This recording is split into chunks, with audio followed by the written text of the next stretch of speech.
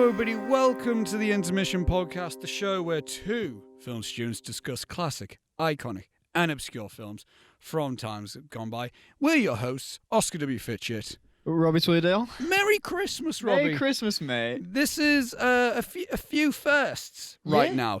For the first time, we're video form on YouTube. So for your Spotify listeners, don't worry about it. It's fine. Oh, yeah. Nothing's changed whatsoever. Although it might change because we're currently also in a sound booth. An actual sound booth So for sound stuff. Not just in one of our rooms. Yeah.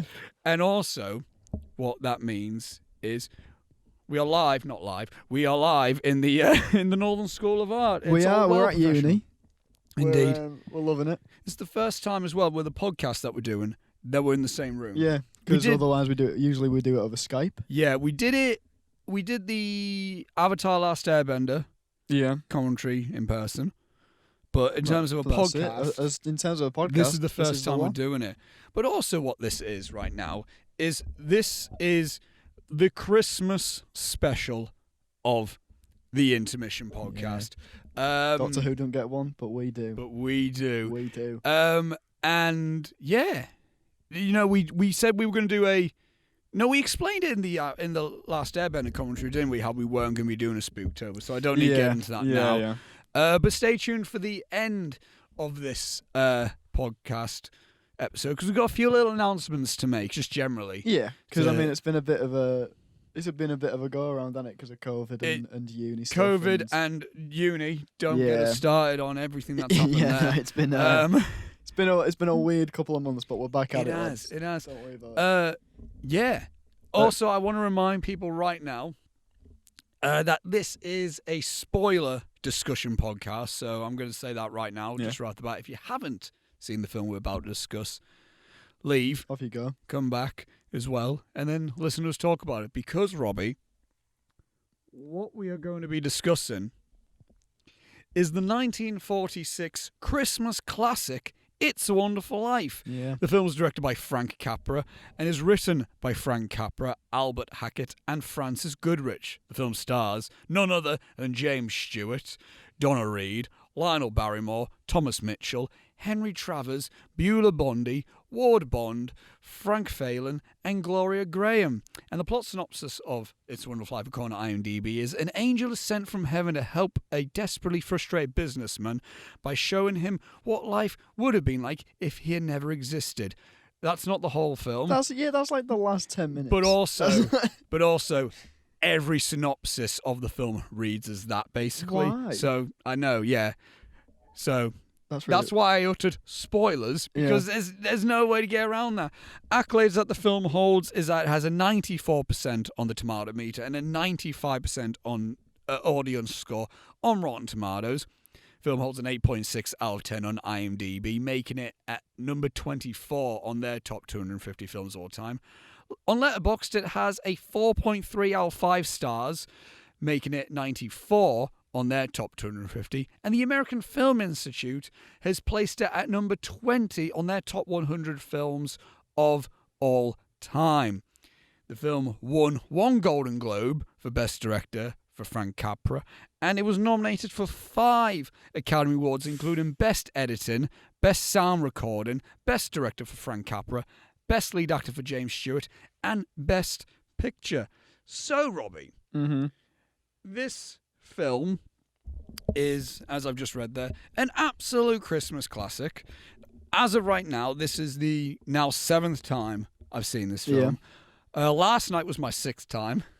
This morning was my 7th time. Because someone was an idiot. We'll briefly talk about that in a second. But I remember when I first watched this film on DVD when I was, I want to say 17. So I wasn't. This wasn't a childhood film for me. This wasn't one of these ones that I grew up with. Yeah. But I remember it's when I was getting into films, and I was like, oh, what's this? What's this? It's a Wonderful Life. Apparently, it's meant to be the best Christmas film ever. So I thought, right, I'm going to give it a go then. And I remember being not disappointed when I first watched it, but I remember thinking to myself, you know what? I mean, it's good, but it's not really a Christmas. That was my thing at this time. I was like, it's not really a Christmas film. Here's me, and obviously I read the plot synopsis. So here's me thinking to myself, oh, so it's like a Christmas Carol, but not. But not. it's not that. No. And then the second time I watched this would have been 2016. Mm-hmm. Oscar W. Fitchett, newly in a relationship, and Tyneside Cinema is my favourite cinema of all time, has a thing, because they do a yearly thing that they show It's a Wonderful Life every year.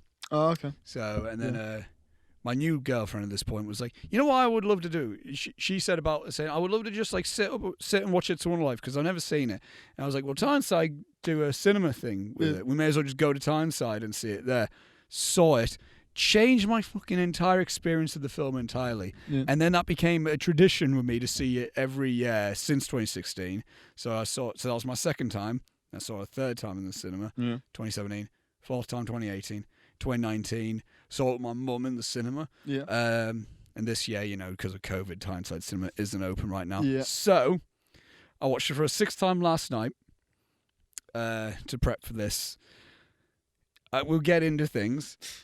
And then gonna get outed on the podcast. And then this morning I watched it for a seventh time. Not because I love the film. Yeah. There's my brief spoilery thoughts on the film. I love it. But that's not why I watched it. What's your relationship with this film, Robbie? I'd never seen this film ever until this very morning. We had booked out the sound booth, hadn't we? I say we. You'd booked out the sound booth. 10 till 4. 10 till 4. So we had time, ample time. And I was meant to watch it over the weekend. Mm-hmm. And yeah. And why? And what happened there? Right. Okay. Earlier in the week, my friend had come up to me and said, NXT War Games is on Sunday, and I think you should watch it with me because I think you'd really enjoy it. We'll have a couple of beers and we'll watch War Games. And I was like, all right. So sounds fine. I'm not that big into wrestling, No, I know, yeah. But, I was I'll show you the daft shit. I was like, yeah, I was like, yeah, okay, I'll watch it. And then I was filming a film. Went on for later than I expected. When I got downstairs, the friend was already just sat in my flat, saying, "Where the fuck have you been?"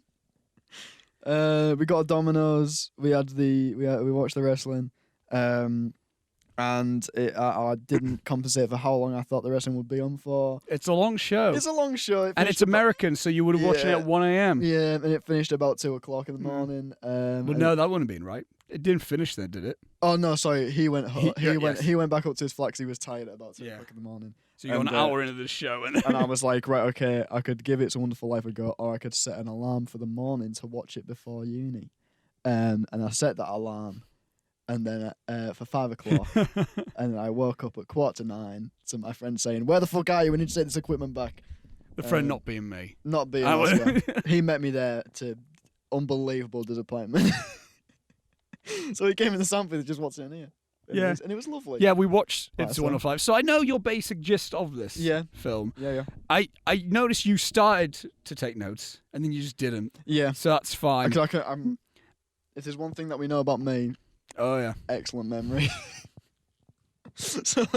Brilliant. So I don't want to be as religious with the notes as we have been in previous times because I liked what we did with the Deer Hunter. Yeah. In all honesty. So loosey-goosey little so I've got I've got notes with me, and you can just chip in sometime. But first thing I want to know before we start breaking it down. Yeah. What do you think of the film? I loved it. Yeah. It's so good. Mm-hmm.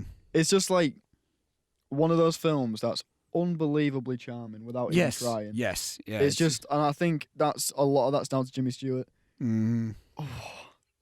God, he's good in that. Isn't he? He's so good. He is excellent. But like every character, I think there's a really good sense of community in the way that it's written, and the way that every character has something to do. Mm-hmm. It really is kind of an ensemble, which I feel like really pulls it together. Yeah, you look at it and it's Jimmy Stewart that you're following. Yeah, but everyone else is in it, and you know everyone else. Yeah, by the time the film's finished, and then also just I think the cinematography generally, it looks amazing. Yeah. Editing's a bit weird sometimes, but it's the 40s, so you let them off. You know what I mean? Yeah, it's certain things, but again, it's like it doesn't take away from me. No, it doesn't take me out of it. It's on the whole, I just thought. Lovely little time, and I can't wait to watch it with my family. Yes. So I know I've definitely seen it. Yeah. I know that my dad's seen it because my dad loves this film. Which is weird how you haven't. Which is weird that I haven't. Yeah. Yeah, one thing I put in, I got not even 2 minutes in, and I feel like I'm gonna cry. Yeah. It's when the film starts, you got the bell and the little book, the lovely little opening credits, and then it's like it's like just flashes of the buildings, and you just hear people praying for George Bailey. I'm like, I love this so much. What a great intro though, as well, to the character of George Bailey. Yes. To have everyone be like, oh, he's just a good guy. Right? Yeah, it's like, come on, please God. help him. Yeah. Give him a chance. Yeah, which oddly enough is actually a thing. Like, I'm not religious, but this might be my favorite representation of religion in the sense of, and Christmas generally. Yeah. Like in the sense of, like, it's at its core religious. But religion doesn't necessarily mean you have to be going to church every Sunday. Yeah, it just no. almost means you have to have faith and just like have because you don't see any of them be like, oh, praise Jesus or anything like that. No, it's not like that. It's But they have their morals. Yeah. And they're like, well, if we pray, then hopefully things will be okay. Yeah, and then it's not. But it's not. What I liked as well is that it's not played off as like, oh my God, it's a gift from God that this has happened. Yeah. It's a Christmas miracle. Yes. Which is the point, I feel. Yeah. You know? Yeah, I got here. The space effects have such a charm to it. Oh, it's so good. I was so taken aback by that because I had no idea that kind of stuff was in this at all. Yeah. And it's just the galaxies are kind of like flashing up and stuff. Yeah, like yeah. That, you know. And the star, like Clarence just. Yeah. You call for me, sir? You call for me, Joseph? I made a note about that one. It's like one of the only 2 notes that I made, and I'm gonna check what I actually wrote. It just says Clarence, you muppet.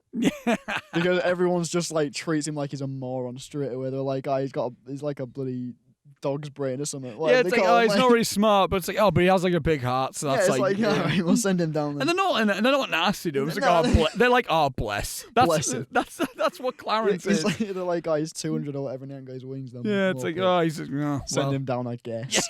You know. Hopefully, it's his time.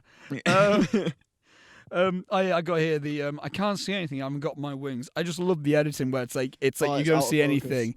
And then it gets brought into focus, and then you just see them playing in the snow. I'd like to just drop in that excellent kid actors. Yes, on the whole, everyone's great. Yeah, the dated child acting fits perfectly with the charm of this. Yeah, no, because I have an issue with To Kill a Mockingbird because that's a film that everyone loves, and I'm not really a fan of. Never seen it. And I never read the book, so it might be better as a piece of literature. Yeah. But that's a film that the story is. Gregory Peck plays a lawyer who is defending a black man who's being accused of raping a white woman. Right, okay. But then the acting is almost... I watched it with my then girlfriend, and then I said, there's just something about the performance I'm not in. And she went, it's very Wizard of Oz. I went, that's exactly what it is. It's all like... And the kid acting is like the kid acting in this. How it's like, hot dog, and all that stuff. But it's like, it doesn't fit when I'm watching a court case about... a man, and this is the 60s as well that this film was filmed. The book is set, the film's set differently. But we also know, like, I mean, an example being 12 Angry Men, there's no, like, dated-y things there where it's like, gee Willikers, or anything like that. I think it fits in this because, as well, like, it's, when they are kids, it's meant to be set in, like, the 20s. Yeah, that's what I mean. Yeah. So, the late 10s. Yeah. So that's what, like, when it's, like, where the bunch of them are, like, you know, the hee-haw, like, that's, like, a lot of fun. That carries it on through the film. And, like, when they're all, like, walking and whistling away, and then little George Bailey walks in, and he goes, like, I wish I had $1 million. Hot dog. And it's just, dog. It's just, like, you know, it fits perfectly for the charm and, like, all that with I think my only question with it was how much authority do these children have in this town? And that was part of my thing. It's like, wait, confused. he's got a job, and he he's was, like, full, like, working like a pharmacist. Was that the time? That it might have been the time, but he's like this this little 12-year-old kid just running a pharmacist and then also giving people ice cream. Yeah. Better not get those things mixed up, mate. You know? Yeah, what pharmacy? It's like, we're going out. I've always questioned, I'm like, where does he work? Yeah, because it's a pharmacist, isn't it? Because the guy's, and then he's like, also chocolate ice cream. You don't want coconut? He's like proper flabbergasted about that. Do you know where coconuts come from? Do you know where coconuts come from? I still don't know why why coconuts. I like how he's still What's that got to do with it? I like how he still didn't ask Mary about, like, so do you want coconuts? He just said, I'm just going to fucking just douse this like, chocolate ice cream with coconut for you. As well, and then the girls come in and they're like, I'll have a bit of that, you know. And they're like 12. I'm like, what? What's this It's weird? like Violet is like, I like him. Mary's like, you like every boy. Yeah, What's just wrong like, with yeah, that? What's wrong with that? I'm like, Jesus Christ. These kids are The swinging tens, man. the swinging tens. Oh my god. Wasn't like that this 2010s. I know, Jesus Christ. I can vouch for that. I was that age. Yeah, you would have been. Yeah. Yeah, I got, and then is this your bad ear, George B? I love you till the day I die. It's such an authentic, sweet portrayal of childhood love. That's cute. Like when you're like young and you're like you love someone and like you love someone when you're a child, and they're the angel of your life, aren't they? That's just what it is. Anyone who's experienced any form of childhood love is just, it's like they're the greatest person that you know. Yeah. I mean, you love your mum and your dad on that. I mean, maybe you don't, but you know. Well, yeah. Disregarding all that in any situation. But I mean, like when you first have like love as a child, it's such a wonderful feeling. I think that one moment captures it perfectly. really well. It's just like, I love you till the day I die, and she makes sure to say it in his bad ear. Yeah. Because it's like, that's also another thing. It's like you want to confess your you love to someone, but you really don't want them to know. No. You don't want them to know, because what if they freak the fuck out at you? Yeah. I mean, that can be the same now when I'm in my 20s, if I'm being perfectly honest. I was convinced that he was listening. Yeah, until it showed that he definitely didn't hear her, but I was like, he's popped definitely up and he was just that. like, and he just started saying something. Coconuts or whatever. Yeah, it's like, here's a fucking... No, that's what he was like. He's like, I'm going to travel. Just you wait. I might have 3 or 4 wives as well. Yeah. The legend. Look at him. Which Christ. you could fit that in there, because James Stewart was apparently a right player back in the day. Really? I can see that. It's like, because him and Henry Fonda were best mate. They were like, the reason why I relate this is because apparently I think there was like stories about like Fonda just settled with one woman, and Jimmy Stewart just got about like a motherfucker. He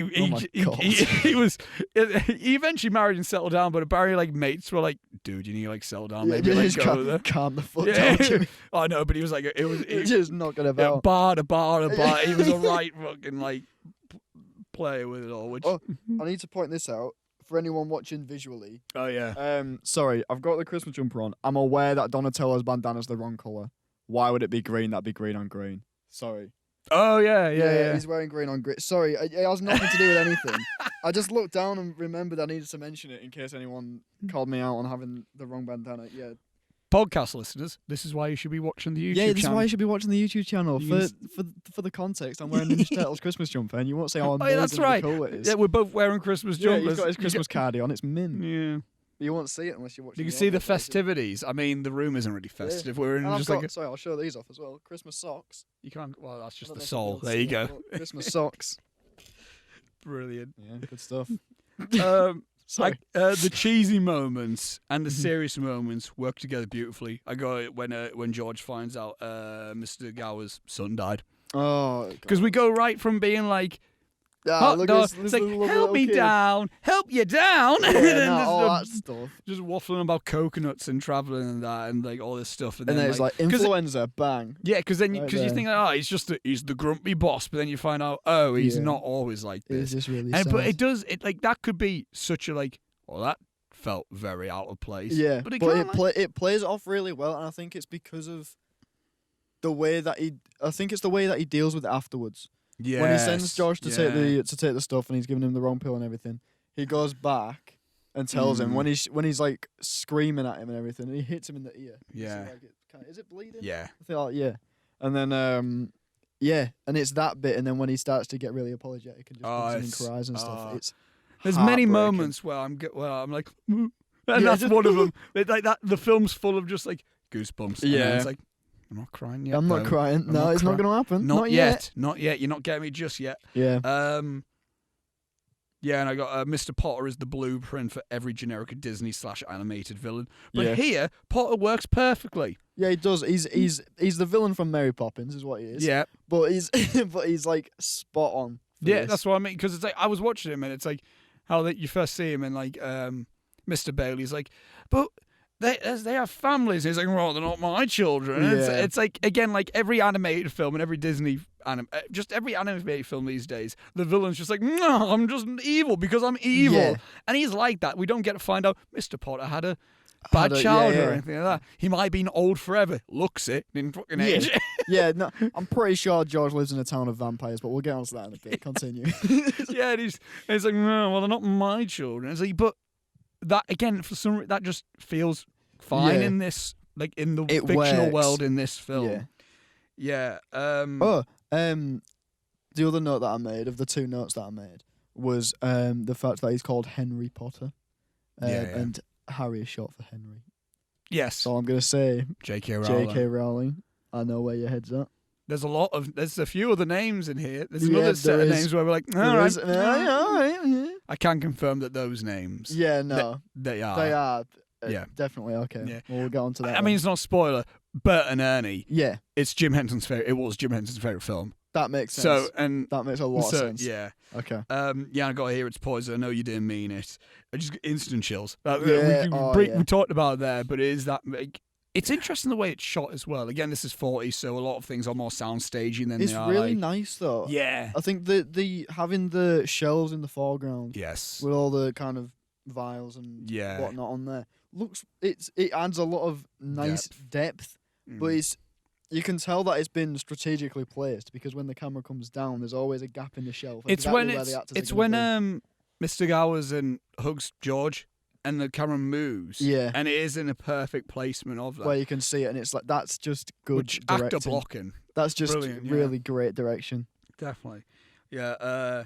Yeah. The first time we see Jimmy Stewart as George is buying a traveling suitcase. Shows he still has his dreams. Yeah. It's like that's the first. Lovely. It's like, I want a big one like this. I want one that can last me multiple nights, not just one. It's like, oh, he's still He's in that. still going for it. He's And still. the thing that I really liked about that in terms of building this sense of community straight from the off is the fact that fucking everyone in the town is in on it. Yeah. Everyone's like, "You're gonna do it, George," and Yeah. they're like, "Oh, we got this suitcase for you." Yeah. And Oh, everything's Mr. just Gowers like, "Oh, bought it's it." Perfect. Yeah. Yeah. And then he's running down the street, and everyone's like, "Hey, don't you bloody like all this stuff?" and like shouting to him and that. I Yeah. loved it. Yeah. Instantly sets up this sense of community that everybody likes George. In He's Bedford just a Falls, nice yeah. guy. We know. immediately being like Bedford Falls, close knit community with Yeah, it. you instantly Everyone feel like knows you've each lived other. there for 15 years. Yeah, like yeah. you know everyone. Because you come from I come from Hartlepool, which isn't. It's a small town, but I don't know everyone. Here. I come You from- come from a village, don't you? I come from Cottingham, the Yeah. biggest village in the UK. Yeah. So So bless up to Cottingham. so I would assume there's like some. there is that in kind of thing of sense everyone knows everyone. Mm, Completely. Everyone does know everyone around there. yeah. If yeah. someone's doing something, everyone knows about it. You Yeah. know where everyone works because it's all within like a one street. There's just one high street with all the shops on. So everyone, Right. Yeah. So everyone's like, "Oh, they're there, aren't they? Oh no, they've moved to that shop down there." And you're like, "Oh, really?" Right. Yeah. Stuff yeah, like that, yeah. like, you know. Yeah, and I know like Hartlepool has that as well. I'm just not in that. Yeah, yeah. Because me dad, there was times it still happens now. Well, obviously not now because pandemic and that. But there'd be times when we'd be walking and then like, would you hear someone go, "All right, Neil"? He goes, "All right." Then. Yeah. And no matter what, yeah, we just no thought- idea. And then we'd be like, "Who is that?" He goes like, "Oh, I used to play cricket with him back in like secondary or whatever." yeah. And that would just be It's how. like, we, oh, yeah, alright. like, oh, brilliant. Well, that's reasonable. All right, yeah. So Yeah, how good. do you know that one? Oh, that's so and so's uncle. Yeah. Goes like, oh, so you don't. Yeah. So it's again instantly, as you said there. Yeah, you just bring that straight sense into of that community with it. Yeah. Yeah, everyone's reaction to Violet is simple comedy, but it works so well. Yeah. He was like, hey, that's one of a dress you got there. Oh, this whole thing, this is something where I don't know what to wear. Yeah. He flicks their hair and walks off like. And then he's just like watching, and then Bert and George like That guy that trips over on the curb as well. just like watching the car goes. Yeah. Like it's. And then there's a bit of silence that hangs in the air still of like, yes. Yeah, And then, anyway. But it's like, it's a dated joke, but it's quite funny. oh yeah. Like it works really well there, and I think it's her performance that pulls it off as well. She does great Very in that. much Yeah, so. yeah. It's. I'm not sure if it's.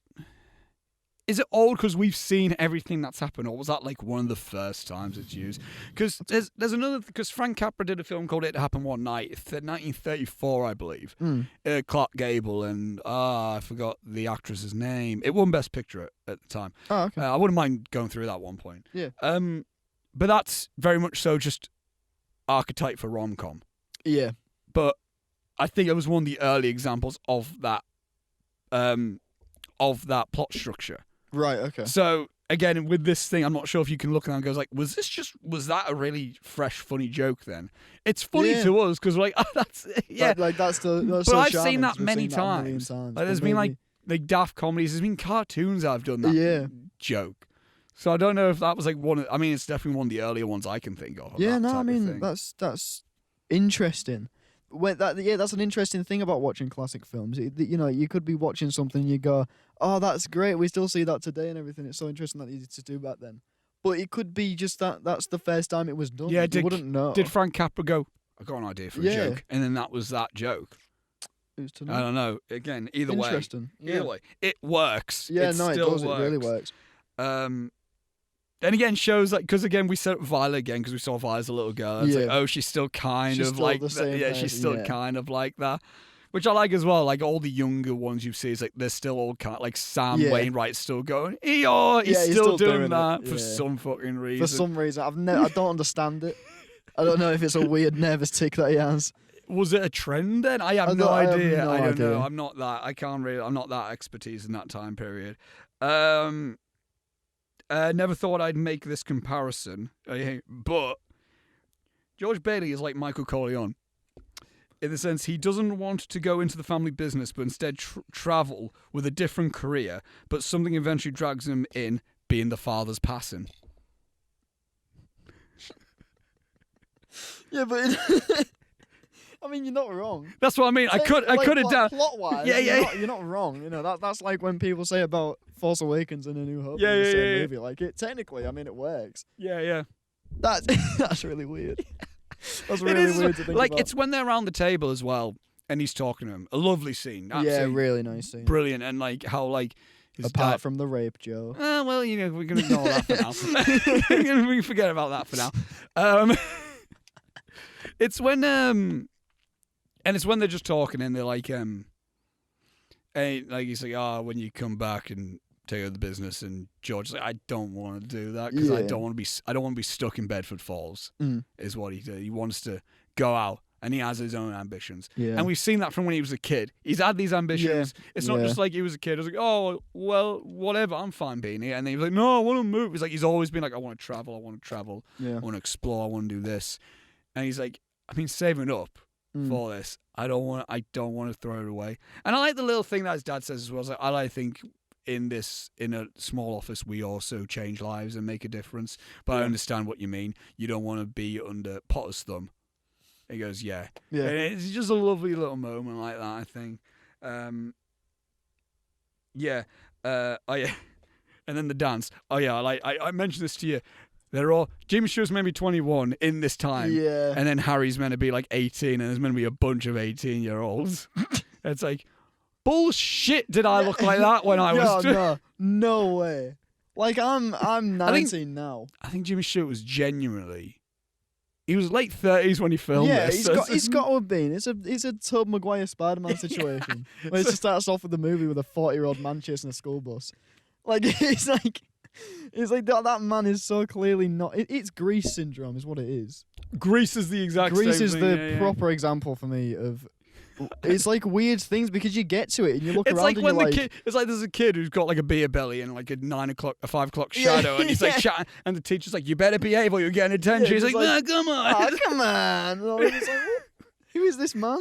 Who's this grown man that snuck into this high school dance? I'm on the T-Birds. It's like, what? No, you're not. It's like, I just think, it's weird because it's one of them where you watch all these movies growing up. It's weird we got to this point. Like, we're getting a bit better with it now, but like, it's going the other way, definitely. Like, but we're still getting like, you know, Tom Holland he's 23 now? 24. Yeah. But either way, he got Spider-Man when he was 20. Yeah. So he's younger, but I think they're trying to like make it in the sense of like, also child labour stuff as well. Like, you have to try to be funny with that. It's when he says the line in the Homecoming, he's like, oh, but I'm 15. I'm just trying to make it. And you're like, are you 15, Tom? It's like if I was technically an actor, if I was actually a trained actor, my roles would be like, right, let me try and get high school roles. Yeah. That's what we're getting to that point now. I'd probably. You could pass for it. Yeah. I couldn't. Yeah. You could. No, yeah. I don't want to shave. That's where that comes Yeah, into no, it. I could shave Yeah. and look weird because it does. I mean, look I've weird, seen it. as we found out from your bloody film recently. Yeah. But yeah, but like, and then my other point here, I just got like, I was gonna make another follow-up joke to another joke that was made in another podcast, Go on. but I didn't. I just put Donna Reed swoon. But she's on the list now. I was almost gonna put a thing like, oh, she's in with who was it? It was Diane Keane and Laura Keane, Dern. yeah. That was it. If one's gonna stall me, I'll get the. But it's like, no, I'm just stupid jokes. I just put Donna Reed swoon because that woman is a very beautiful woman. Yeah, and know. they do the height in it as well with the.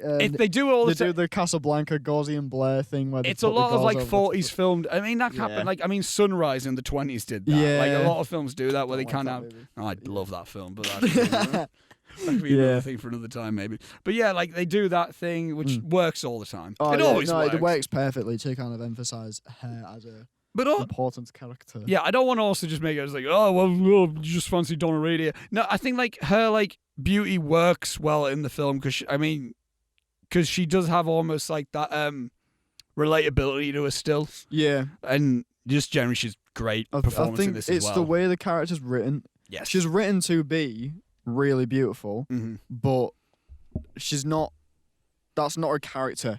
But like She's- how Violet's character is kind of, but Violet also has some layers. Yeah, to she her has as well. some layers to her. I mean, like Mary's got that quality to her, but at the same time, she's working her ass off constantly. Yes. And they make a point of showing that all the time. A recent, I watched a recent film from 2016 called Patterson, Yeah. with Adam Driver. Yeah, I've heard of yeah, that. yeah, and his girlfriend. They do a similar thing with that. Like his girlfriend, just gorgeous woman, but she's just more so like I want. But her whole thing's like, oh, I want to learn to play the guitar so I can be a country singer. And I'm making these cupcakes, and she's she's always doing doing something. stuff.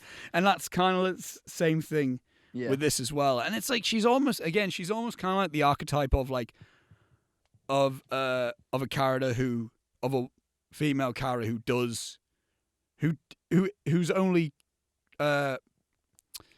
whose only characteristic isn't just, well, I'm a wife. Yeah. We see her before she's even George Bailey's love Yeah, interest. yeah, We yeah. see it when she's a little girl. Yeah. And even her character isn't even just like, I just love George. Like, that's not even her No, that's only no. character thing. Like, Because she's doing she's working hard to make the house actually be a home. well, she even went to school. Like, we say, like, she she went goes to away college, and then she went to New York or whatever. Yeah. So it's like it's established well. Like these are two individuals that that happened to get together. as opposed to we see George Bailey and then his wife. Yeah.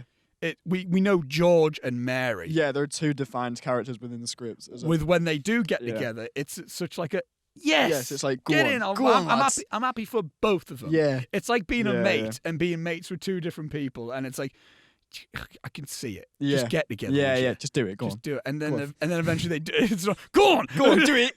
But then they eventually get together. It's like finally. Yeah, It's like, yeah. that's what that feeling's like with that. I go. It's a Wonderful Life dancing over Deer Hunter dancing. Every day of the bloody It's week, just, mate. like Every day of the it was week. such a fun dancing scene. no, it was just them- great. And the back and forth towards the pool and away from the pool. Yes. Yeah. Oh my god, yeah. Yeah. It's Excellent stuff. And also, like, you should see the extras. Like, you see, like, George and Mary dancing. And then there's just that one dude just passing on the screen, just giving a bit Yeah, of, like... just proper going for it, man. Just like dropping the knees and Yeah, stuff. just- He's like, And then George breaks out the classic. yeah. Like, and George, who just becomes all limbs for like 5 minutes, just like... just becomes a spaghetti man. He's just flopping I about. always love that as well, when they're, like, backing into the pool. And I was like, whoa! And then Yeah, George yeah. is like, oh, they must think we're really doing really well. You're not doing much. You're just, like, walking back and Yeah, forth. you're just doing like a weird, like a shimmy. Yeah. That's all you're doing, and then Like, eventually, oh, we're blowing their minds! We're mint, you know. We're class. And then they They fall in the decks into drink. the pool. And then when the principal goes into the pool as well, that's Excellent. top stuff. That's what I mean. That's, like, the film always introduces slight maliciousness. Yeah, Like, it's like, well, I've got the key to... yeah. And then they do it, and then it's like, oh no, and then they fall, and then George is still having fun it dancing all with Mary. proves to be. Then a bit of everyone fun. jumps in, and even the people that open the pool are like, fuck Yeah, it, go and on then then. they jump in, Yeah. and even the principal like, Bloody- no, it's like, oh well, and then it's like, Bloody 1920s David Krumholtz. yeah. Opens up the pool to ruin everyone's night and then That's goes, you know what, this is class. Well, as I was saying, That's what I was saying. it's like, hey, it's like, oh, why don't you stop annoying people? And it's like, well, I'm so, hey, it's like, why do they deserve Why, that? yeah, why was he so mean to him? What's that kid done? Is he like notoriously the worst? He just was chatting to Mary. He thought there was something there. Yeah. He's trying something, and then here's just a bloke, an older bloke, Just may I an add, older bloke who's Jimmy Stewart. So Yeah, he's like, you know, swags up and goes like, hey, look, Jimmy Stewart, look at me. bye. Yeah, off you go, mate. Enjoy your mulled wine. You're you still not freak. getting laid. See ya. Yeah, you've seen a bit, mate. Yeah, no, I felt really bad for him. Little David Krumholtz. What happened to him? Should we do a spin-off film where what happened to that guy? What happened to that dude? Yeah, because he'll have That scene isn't even the end of the film. It's just like a midpoint. yeah he'll have gone to have jumped off the bridge like far earlier, like a week later. So then his whole angel thing happens before. You know the whole thing of like, what if George Bailey wasn't alive and that? Yeah, when they Shrek Forever after him. Yeah. Yeah. What would happen to him? What was his life without George Bailey? Do you think he got with Mary? Or do you think it was just his... Maybe because she was scared Mm. when she was all dressed up in her glasses and stuff for some reason. So does her eyesight get poorer if George Bailey doesn't exist? I don't understand that. That's a good But point. why does she have glasses? Did George go like, look, Mary, get a prescription, okay? He's getting eye tested. Yeah, it's like, We'll get to all that. yeah. George paid for the surgery, otherwise it would have got worse. We'll get to all that. Oh yeah, I adore the playful nature of this film. It's when the pool gets opened. Yeah. Like it's It's just lovely. George and Mary walking home from the dance. It's the DNA of the Before trilogy. Yeah. Look, I just love it. Again, like I've realised I'm a sucker for anything with just two people walking and talking. Yeah. I mentioned that was one of the only good things about Godfather 3, where it's like Michael and Kay were just walking in Sicily. Yeah. And then this one was just, I mean, very few good bits of that film. yeah. Well, Stay tuned for stay something. tuned for the announcement at the end of this episode. But yeah, but again, I just look like the walking home, and again, I said this to you when we were watching it. There's just something charming about it. You can hear that a lot. Charming. There's just something charming about the sets as well. Yeah. Like, there's black and, I mean, it wouldn't be black and white. There would be in colour, but you know, Yeah. like clearly a backdrop, clearly just done up. Set Yeah, it's stuff. just like, yeah. But it's, I don't know. It's just such a It's just warmth of nice. just seeing them just walking back. Yeah. Just other clothes because they got soaked because of the pool, but. Yeah. All that. I'll lasso the moon for you. Just iconic. Yeah. It's just someone. It's Which I'd never heard. really. So the things in this film, the only bit that I knew as being iconic was the running down the street being like "Merry Christmas, Yeah, movie yeah. house," all that bit, and I only know that because it's on the telly in Gremlins, Yeah, which is the Christmas film that I watch every year. So like, you know, I didn't know anything going into this. I didn't know about the Lasso of the Moon. I didn't even know about like the brother. Harry. Like, I just don't. There's nothing I knew about this, which is weird because it's unbelievably iconic. Yeah. And I understand why as well. But the fact that I didn't know about the planet stuff. Yeah. But that should be iconic. Yeah. Because surely nothing from the time was doing that. I can't remember. No, I'll tell you one thing that it's not in the trivia section, but one thing that did revolutionise in terms of effects was the snow. I'll tell you why. Because before then they used cornflakes like painted white. Yeah. But Capra was like, that's going to be too noisy and I want to record live sound. And I can't remember what they did. They did some sort of new fake snow. And then that got like an honorary tech Oscar. Oh, cool. For the fact of like that type of I mean, technological there was revolution. points where I'm pretty sure it was like an overlay. It looked like it in at the one edit, point. like Yeah, there was an yeah. overlay layer of. But just for the things most falling part, down. it was a new Yeah. bit. It was a new That's really interesting. like invention of snow because of like want to record sound. Not going to do it when it's just cornflakes raining. Yeah. Down. So yeah, but yeah, the Last of the Moon thing. It's like it's when you it's the moment before that where they're singing the song and then he goes, well, what did you wish for when you threw that rock? Yeah. And then Yeah. you just went, God, he's so charming. that's And I like was it- like, I'm that's waiting a- for that moment. And then as soon as you said that, I was like, wait for the Last of the Moon. It's like, Yeah.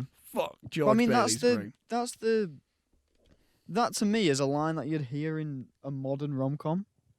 The The whole last- when he's yeah. singing and he does that yeah, bit where yeah. he sings what he's asking her. Like that's something that you'd see like, I don't know, who's in rom-coms nowadays? I don't know, fucking Seth Rogen or something. Yeah, Rogen is doing like something like that. Like that's just something you'd see in that. Henry Golden, he's the new guy. Yeah. But it's not something you'd expect to see in a film from the 40s, especially when this came out. 46, a year after Casablanca. No, Casablanca was 42, I think. 42. Yeah. Okay. But like it's that same kind of time period, and you don't see anything. I mean, I love Casablanca. Don't get me wrong, but there's nothing as charming. I mean, I'm all right with Casablanca. I'm not fussed, but when I see something like this from the same decade, then I'm like, God, this is so much more enjoyable. Yeah. Again, I haven't seen a lot of early Jimmy Stewart. I think this is the earliest I've seen him. I know he did another film with Frank Capra called Mr. Smith Goes to Washington, which is the 30s, I think. Okay. Which I need to see. Yeah, he does. He does just have such a. No, I've seen the Philadelphia Story, which was 1940. Right. Okay. Which was another rom-com. Yeah. With it was him, Cary Grant, and Katharine Hepburn. Wonderful film. I think it's based off a play, so it kind of has that thing to it. He's just unbelievably charismatic. Yes, he is. He's just so good. He's one of my favourites. Yeah. I realise I don't have a favourite actor. I just have favourite actors from. And it's like him and Henry Fonda are my two favourites from that time period. And I love like De Niro and Pacino from like the 70s and that time period, and in terms of the 90s 2000s I like DiCaprio a lot. And Pitt. DiCaprio and Pitt are like there, and then recently I love Joaquin and James McAvoy and Michael Fassbender and that lot. But I was thinking he was like Jack Black in The Holidays levels of charming. You know what I mean? Yeah, weird deep cut reference. You couldn't replace him. No, he couldn't be anyone else. George Bailey couldn't be anyone else. I would say anyone couldn't be anyone else in this. No, I think every single bit of casting is spot on. Yeah, which I didn't put in the trivia, but fun fact, the actor who played Uncle Billy was originally auditioned for the role of Mr. Potter. Oh, but he's just so bloody lovely. That's what I mean. You look at his face. He's such a lovely guy. He's brilliant. Although I think Mr. Potter had plenty of makeup on him. I think the actor got heavily made up. Yeah. And it's the bit where Mary goes in the bush. It's like, wait a minute. What am I doing? Well, yeah, it's like, what an opportunity. That was the moment, I remember in 2017, that was the moment where people were like trying to Me Too It's a Wonderful Life. Yeah. It's like, pack it in. Pack it in. Like it's. I think I look at that in the sense of he's having a bit of like you look at the times, but also he didn't do anything like. He's having a bit of fun with it. I think he's not trying to be like Mary shows your tits, so I can no. He's having a bit. He's like, oh well, what if I did? Yeah. It's like I'll tell your mother. It's like, oh, she's all the way over there. He goes, I'll call the police. He goes like, oh, I've taken too long. Plus they'll be on my side. Yeah, no, he's just having a little piss about with it. Yeah. That's, you know. And he does. It's not like your dad's had a straight back. It's not like your dad's had a stroke. I'm gonna run and just take this with me. He's like, it's like fun's gone. Let me. Yeah. So to me that reads as like he was having a bit of laugh. He was having a laugh with it all. I'd agree. But then when that does happen, the blue stroke. My God. Again, fun to serious. Yeah, and it just works. in a clip, and it works. It works. You got like, oh no, shit. And obviously all that thing with the loan company, and it's like that close. I got here that close up on George when he had to take over the bank was sensational. It was like, Uncle Billy, I need to go, but George, they won't do it otherwise. And then it's just, it's like, fuck, it's like that focus right on him. Straight away, as soon as it happened, I was like, I know exactly where this film's going though. And it kind of sets you up to be like, oh no.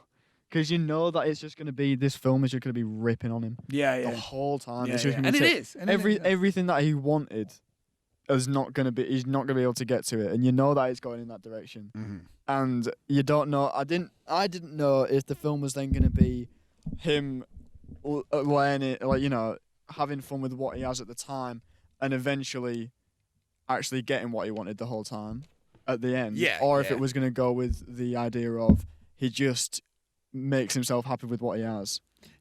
And they went with the second option, and I think it works so well. Oh no. For him to be, he kind of gets, by the end, he's just kind of appreciative of what he has, not what he wanted in the first place, because that's not how life works. Yes. You know? And we'll get that more in depth for that. But And then George lets Harry work. Does not let Harry work for the loan company for his brother's benefit. It's wonderful to follow a genuinely nice lead character, even if he isn't perfect. Because he's not. No, He's not a perfect character. And he's mad, but he's like, I could just say, nah, Harry, don't. Because even Harry was like, she spoke out of term. I'm not going to let you down. Yeah. So it's not even like Harry was like, yeah, fuck that shit, George. I'm just going to... He was like, nah, I'll come home, George. Yeah. So George could have very been like, well, Harry said he'll come home, so we'll let him do that. He was like, oh, he's got a good job. Yeah, it's just like, nah, just let him do and he's it. angry at He's angry about it, but not because it's like, fuck's sake, Harry. It's like, God, what is this? What am I doing? Yeah. Type of thing. And also that bit when his mum goes, why shouldn't you give Mary a chance? And then he goes, Sam Wainwright. And it's not even like they're going out. It's like Sam Wainwright's interested in Mary. Yeah, he so likes even her. then, instantly, he's like, and again, he's George is interested in Mary because that's always the vibe I got. Like always there from that moment in the dance. Always, like, he's just been into her, and because he can talk his bullshit with her in the sense like, I'll lasso the moon down, and she's like, and then what? He's like, and then you can swallow it, and then you can have all the moonbeams coming from your finger, and it's like, and she's not going like, what the fuck? It's like, what are you talking about? She's like letting it on, so it's like, which I was going, what are you on about? It's like they just click, yeah, and he knows it, and I can see that there, and it's like. And so even though he's interested in her, he still doesn't think she deserves him. That's how I got that. No, I'm stuck here. Sam Wainwright's doing shit in New York, and he's clearly more successful. Why would she want to be with me? That's better. And I'm sure like I'm not the only one who's felt that about someone. Yeah. In life. It's like, you clearly don't deserve me, so why would I even bother type of thing. Not the fact of like, it's not that I don't like you. I actually really like you. Yeah. But you clearly got someone else who's better than me interested in you, so what's the point? Yeah. That's kind of how he thinks with it.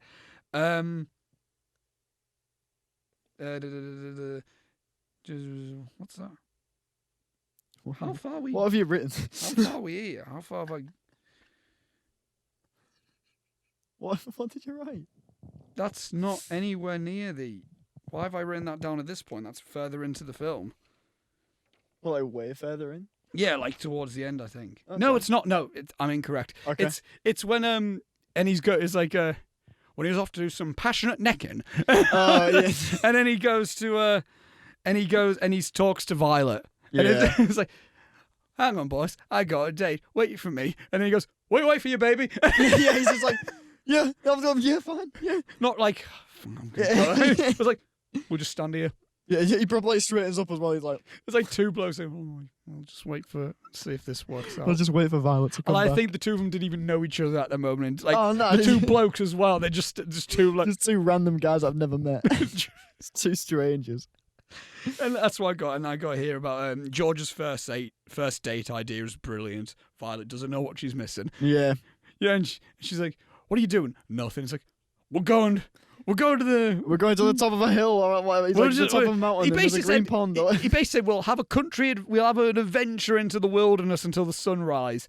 And he's like, what a lovely thing. Not like, well, let's get pissed and fuck. He's like, all right, we're gonna walk into the depth of the countryside. We're gonna go right up this mountain. It'll just be you and me. Yeah, just me and you, and we're watching the sunrise at the top of the mountain at the summit. And then there's gonna be like a green little pond in there that you can get in and have a swim and stuff. And all like, barefoot and lovely. Yeah, that sounds fucking take me, George. And she's like, what are you on about? And then there's just a group of people just laughing. They just piss themselves. Like, that's the question. Where did they come from?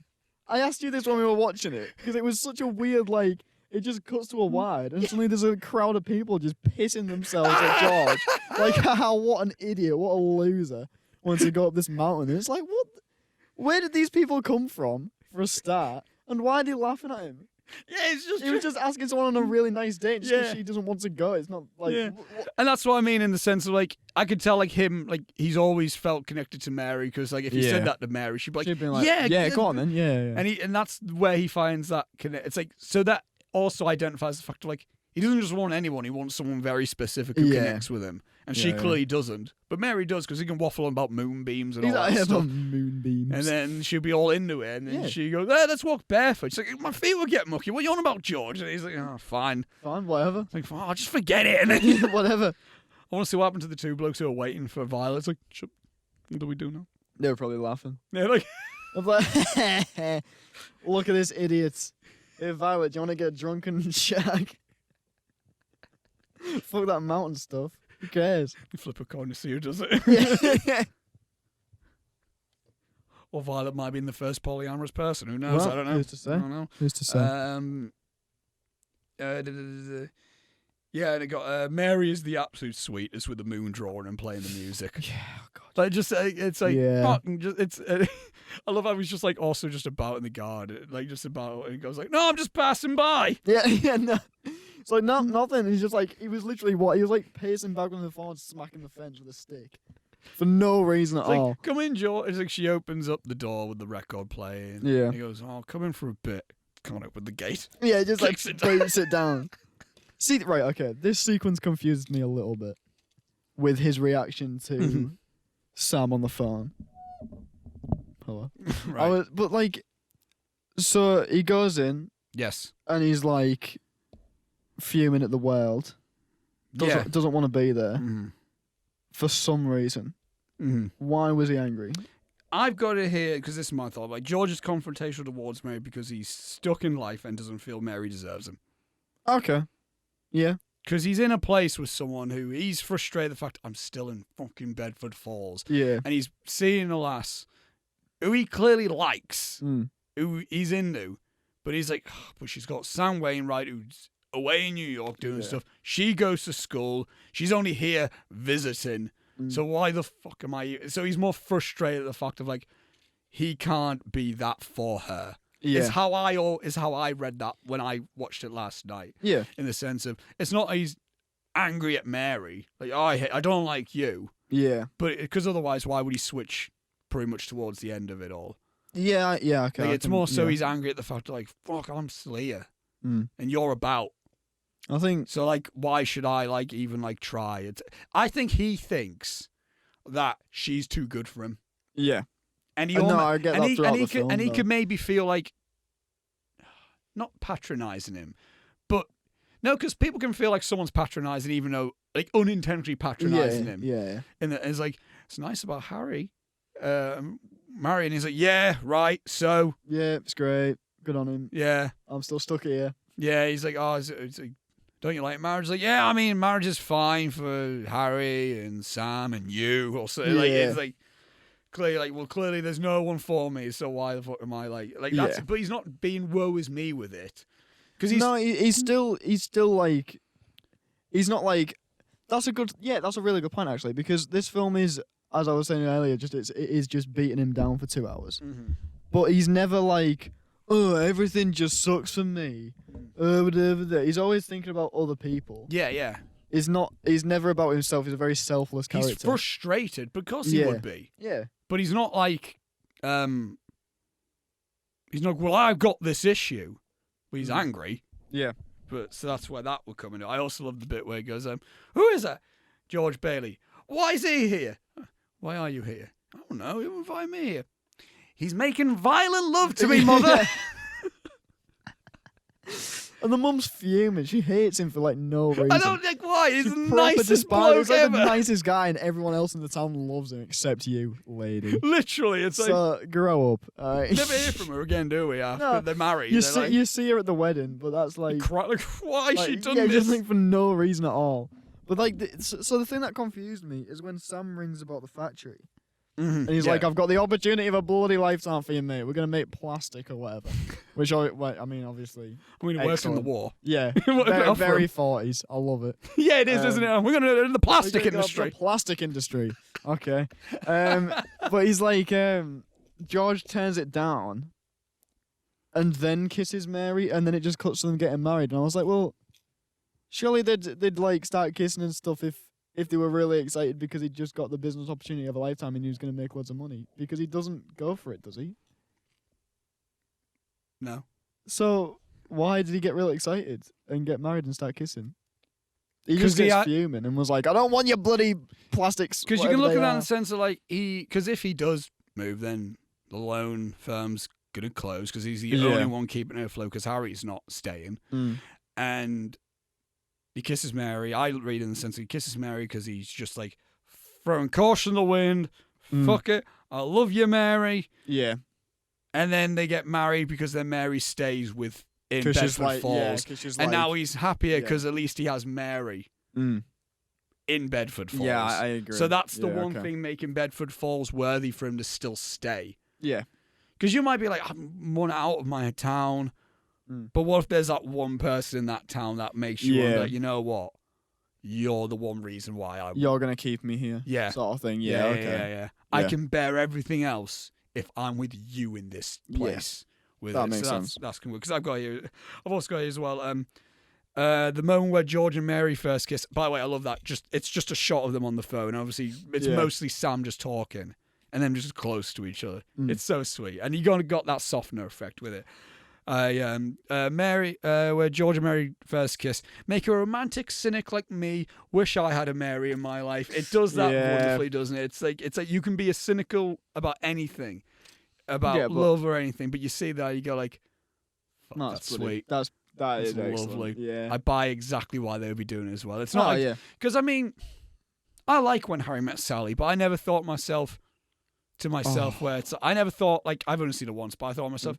I mean, yeah, they got together, but I never bought that they should be together. I don't know why. That's just the thing. I mean, it's one of my favorite movies. Yeah, I mean, I like it. But also, like, even like, because there's even situations where, like, imagine Annie Hall, spoiler for Annie Hall, if they just got together, if they just stay together. Yeah, it wouldn't work. No, it wouldn't make sense. Wouldn't work at all. And I mean, I've had this I've had this discussion with you about how I don't buy Ryan Gosling and Emma Stone's relationship in La La Land.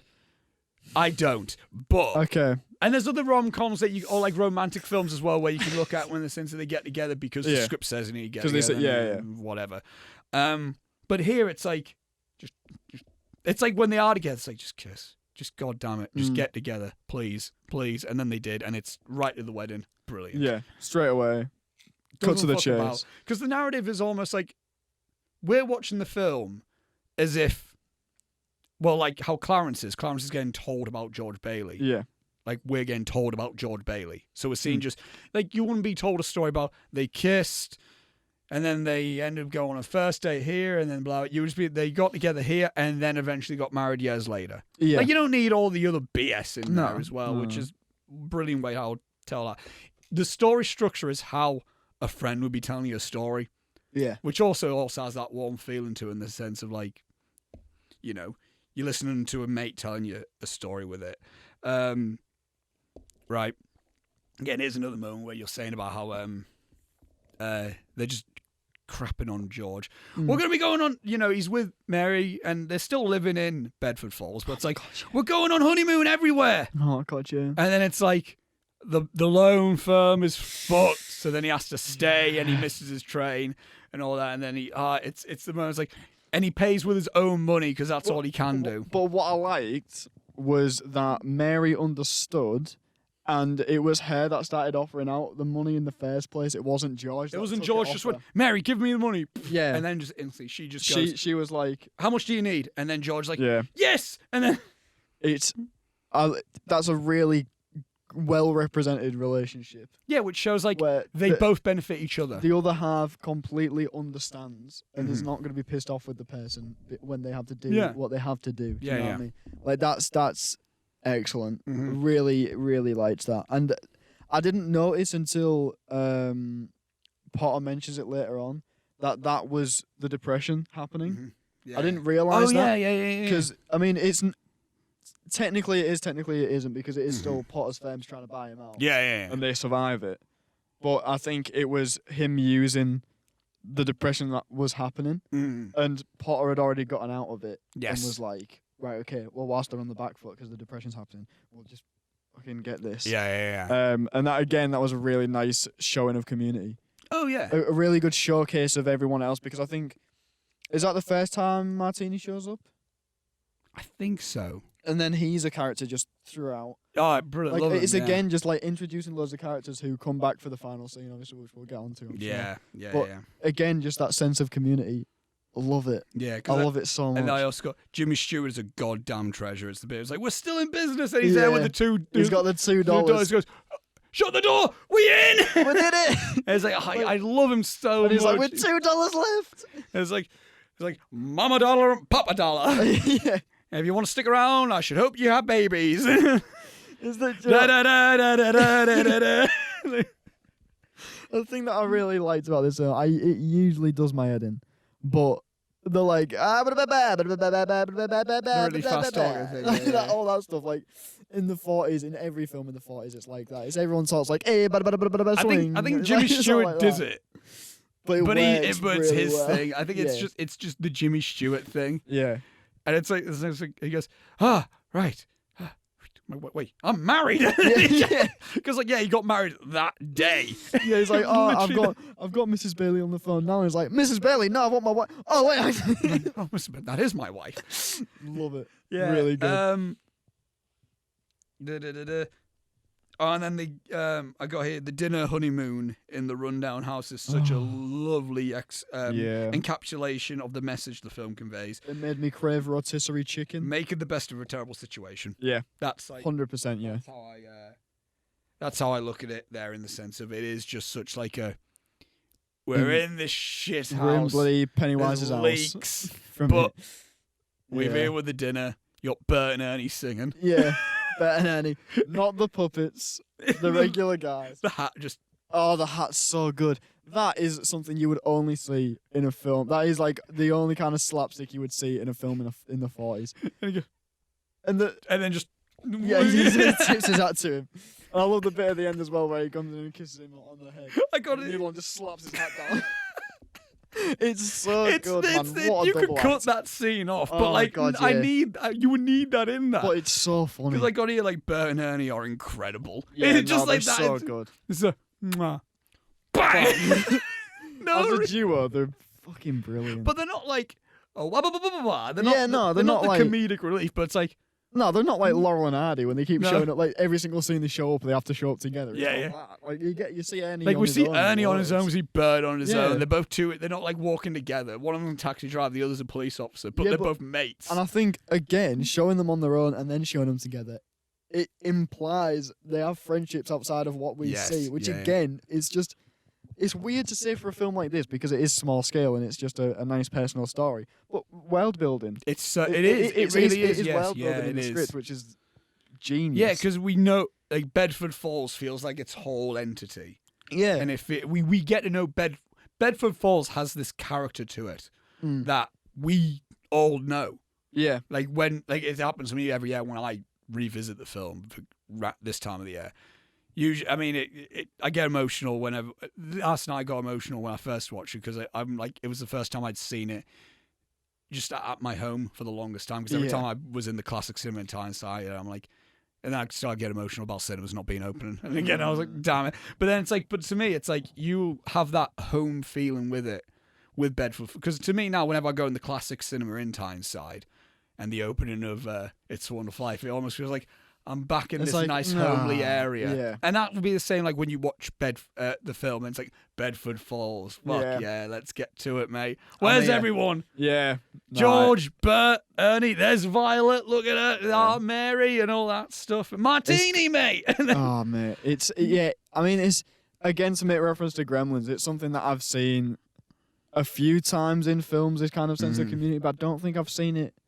Off the top of my head, I can't think of any film that's done it as well. Dazed and Confused. Because that's the only other film I can It's the only other film I can put it at equal value in the sense of. Because I mean, Gremlins does it and it does it well because anything that Spielberg does is going to be charming. But I mean, he didn't even do that, but he was producer. But that has that vibe of like you have the horrible lady that doesn't like the dog and all these people that you know around the town, and then they get attacked and you see them getting attacked and all that kind of thing. Like, I've seen it happen before, but I don't think I've seen it done quite as well as this. This is at the point where George turns down Potter's job offer. George Bailey is seriously one of the best characters. Like, at that moment, it's like, it's not just Jimmy Stewart is great, because he's fucking phenomenal. Yeah, he is. But George Bailey is like, you need to talk about George Bailey in the same light as we talk about best characters, as in Luke Skywalker, Indiana Jones, any other classic character you can think of. George Bailey's in there. Yeah. Because he's just so... And even like when he moved, we get introduced to Bailey Park. In that moment where they, like, again, him and Mary, they're a wonderful power team. couple, in the sense of like, bread, so the house will know no hunger. Yeah. Salt, so you'll always have flavour. And wine! Yeah, he's like, "Oi." And everyone's like, yes! And then martinis, so it's like, I bought a house, Yeah. get in!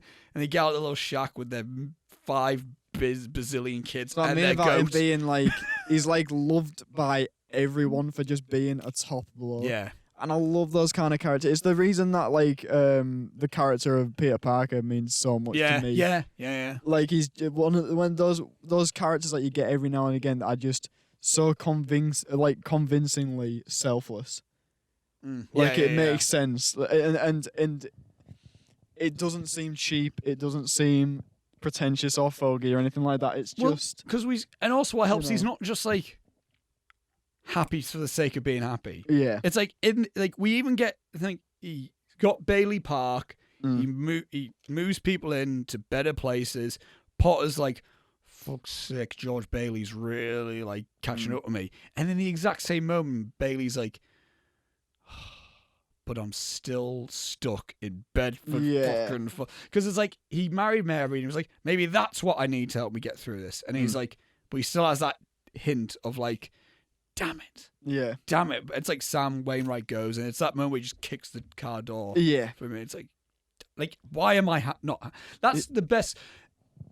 I'm only thinking about it now. You can look at this as like a really cool early representation of mental health in the sense of like, you can have so much success no matter what.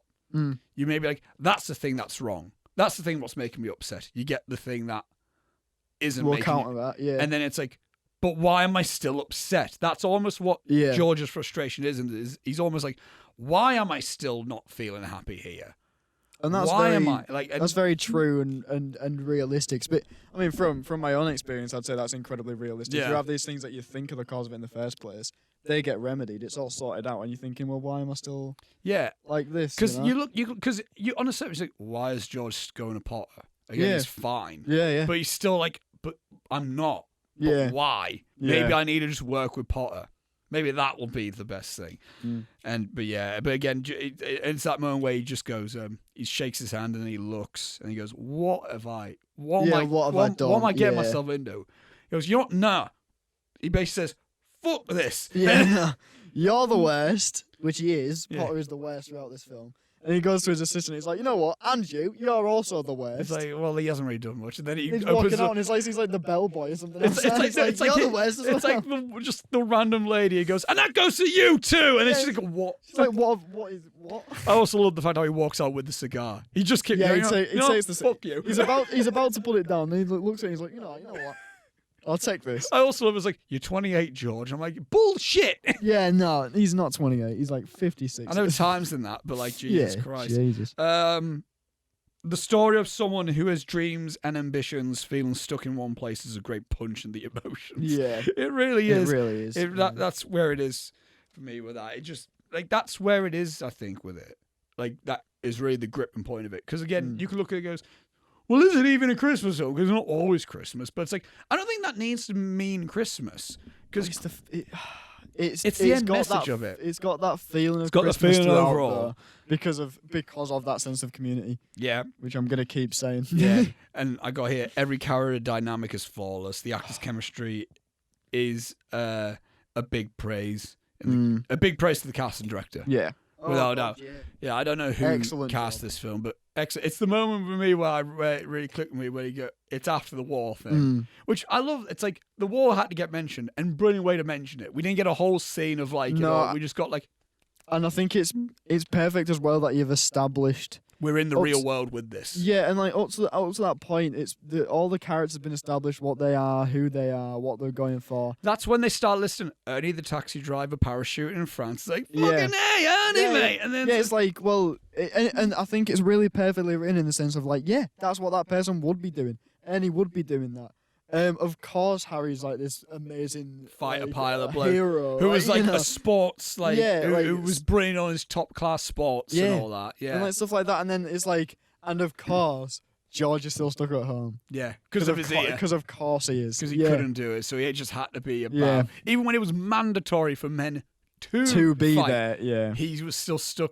Which, because you can look at that as like, why was the ear a thing? Goes, That's yeah. why. And how did the ear happen? From saving his brother. Yeah. So From being selfless. Yeah, again. It's not like he was being an idiot and Yeah. got hit in the head or something. Yeah. Or like someone beat the shit out of him or like that's what happened with his ear. Yeah, no, it was an act of heroism. Yeah. That's bit him in the ass in the long run. But which it was is all of his entire life in this movie. Yeah. You but, know?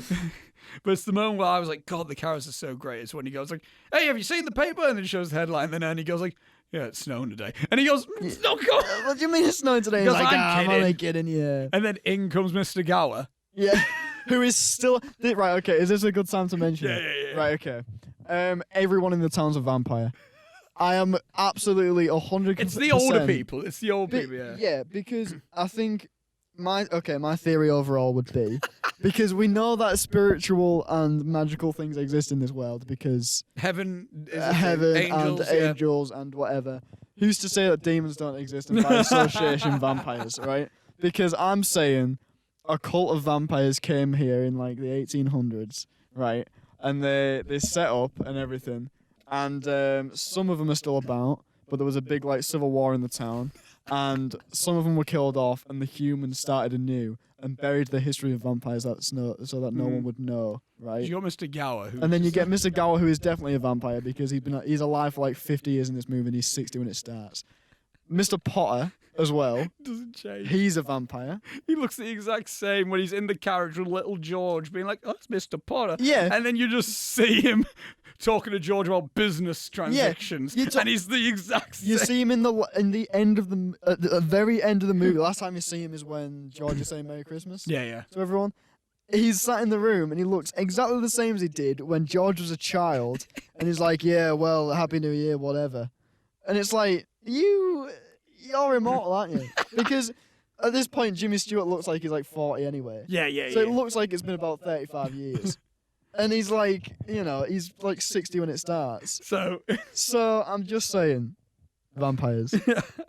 Calling it. Right, and here's the thing here. Mm-hmm. When Uncle Billy loses the money, it is just devastating. Damn it, Uncle Billy. It's because I see it happen now. Now I know the actual Yeah. thing because he's got the paper and he just folds it and Folds it in. he just straight up calls Potter a Nazi, which is basically. good, which is excellent. And he's like, well, hey, Potter's what? Not. It's like, well, hey, the Baileys. We. And then he goes in and he goes, fuck, where's the money? Yeah. Oh man, and it's the It's upsetting because he's so chuffed with himself for his joke as well. yeah. He's so buzzing with himself, and then it's instant heartbreak. The straight bit after. where they're at Uncle Billy's house. Mm. And George is just like, where'd you put the money? Yeah. Do you know what this means? This means bankruptcy, scandal, prison. Yeah. One of us is going to jail. It's not going to be me. And he just walks out. And I just get chills in the sense of like, oh no, George, mate, come on. Do you reckon Mr. Potter ever gave him the money back? I don't know. Probably not. No, probably not. Probably not. If anyone's got the Christmas spirit, it's not going to be It's not him. It's not him. He was inspired by Scrooge. Oh, Definitely. that makes Yeah. sense. That makes a lot of sense. George at his home after Billy loses the money had me on the brink of tears. Yeah.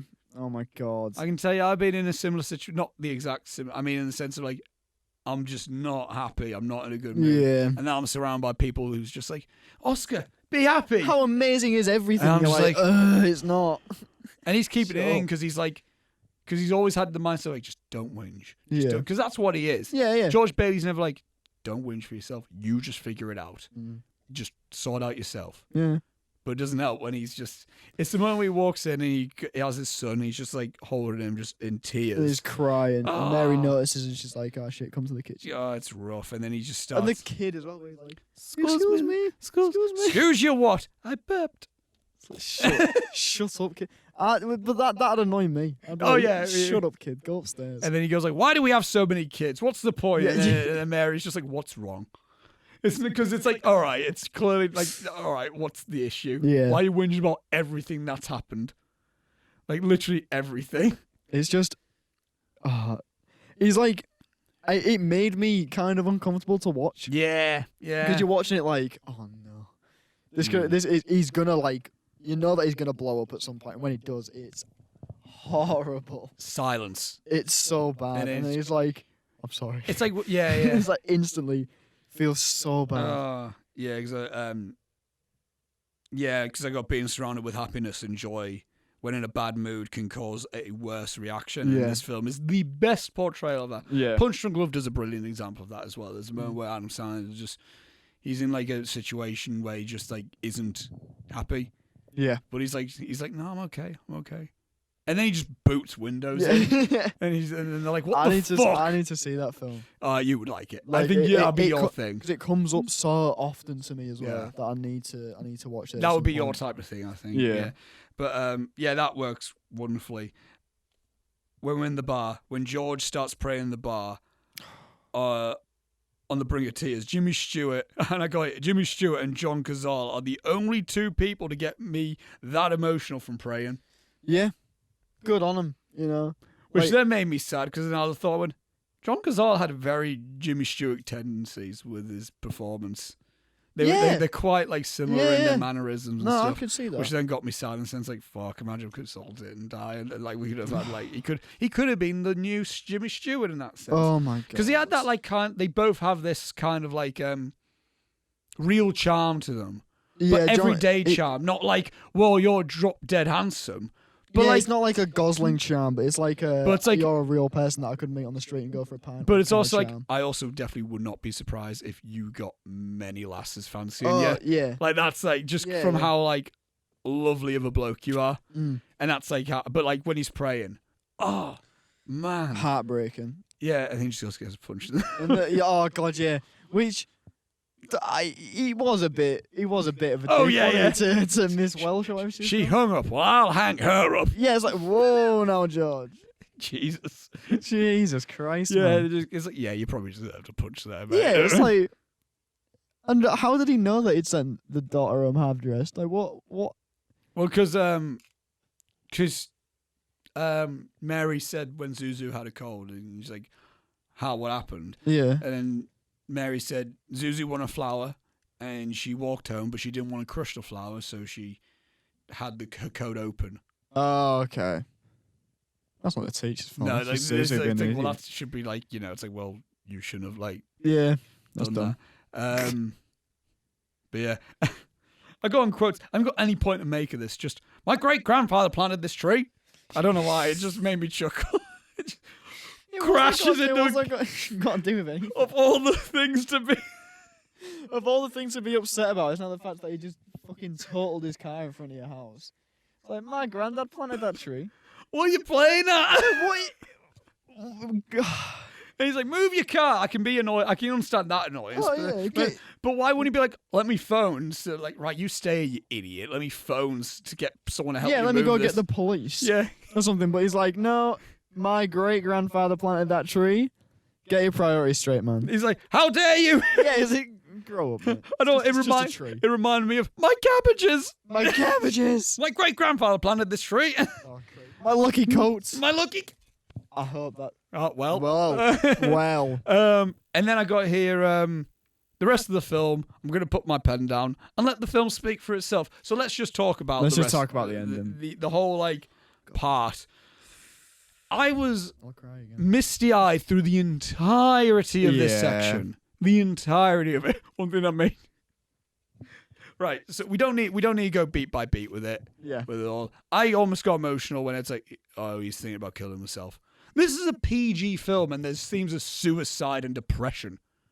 It's not great. In this Christmas PG film.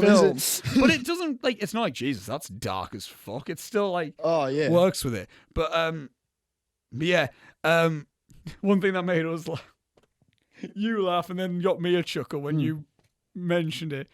It's when he gets thrown out of the, him and Clarence get thrown out of the bar, just nicks. And then oh my god, right, okay, yeah. So there's the bit in this film where he's like trying to convince everyone and be like, because he doesn't understand what's happening. He's all like, Nick, it's all right or whatever. And then Nick's all like, how'd you know my name's Nick? That's something I don't like about you.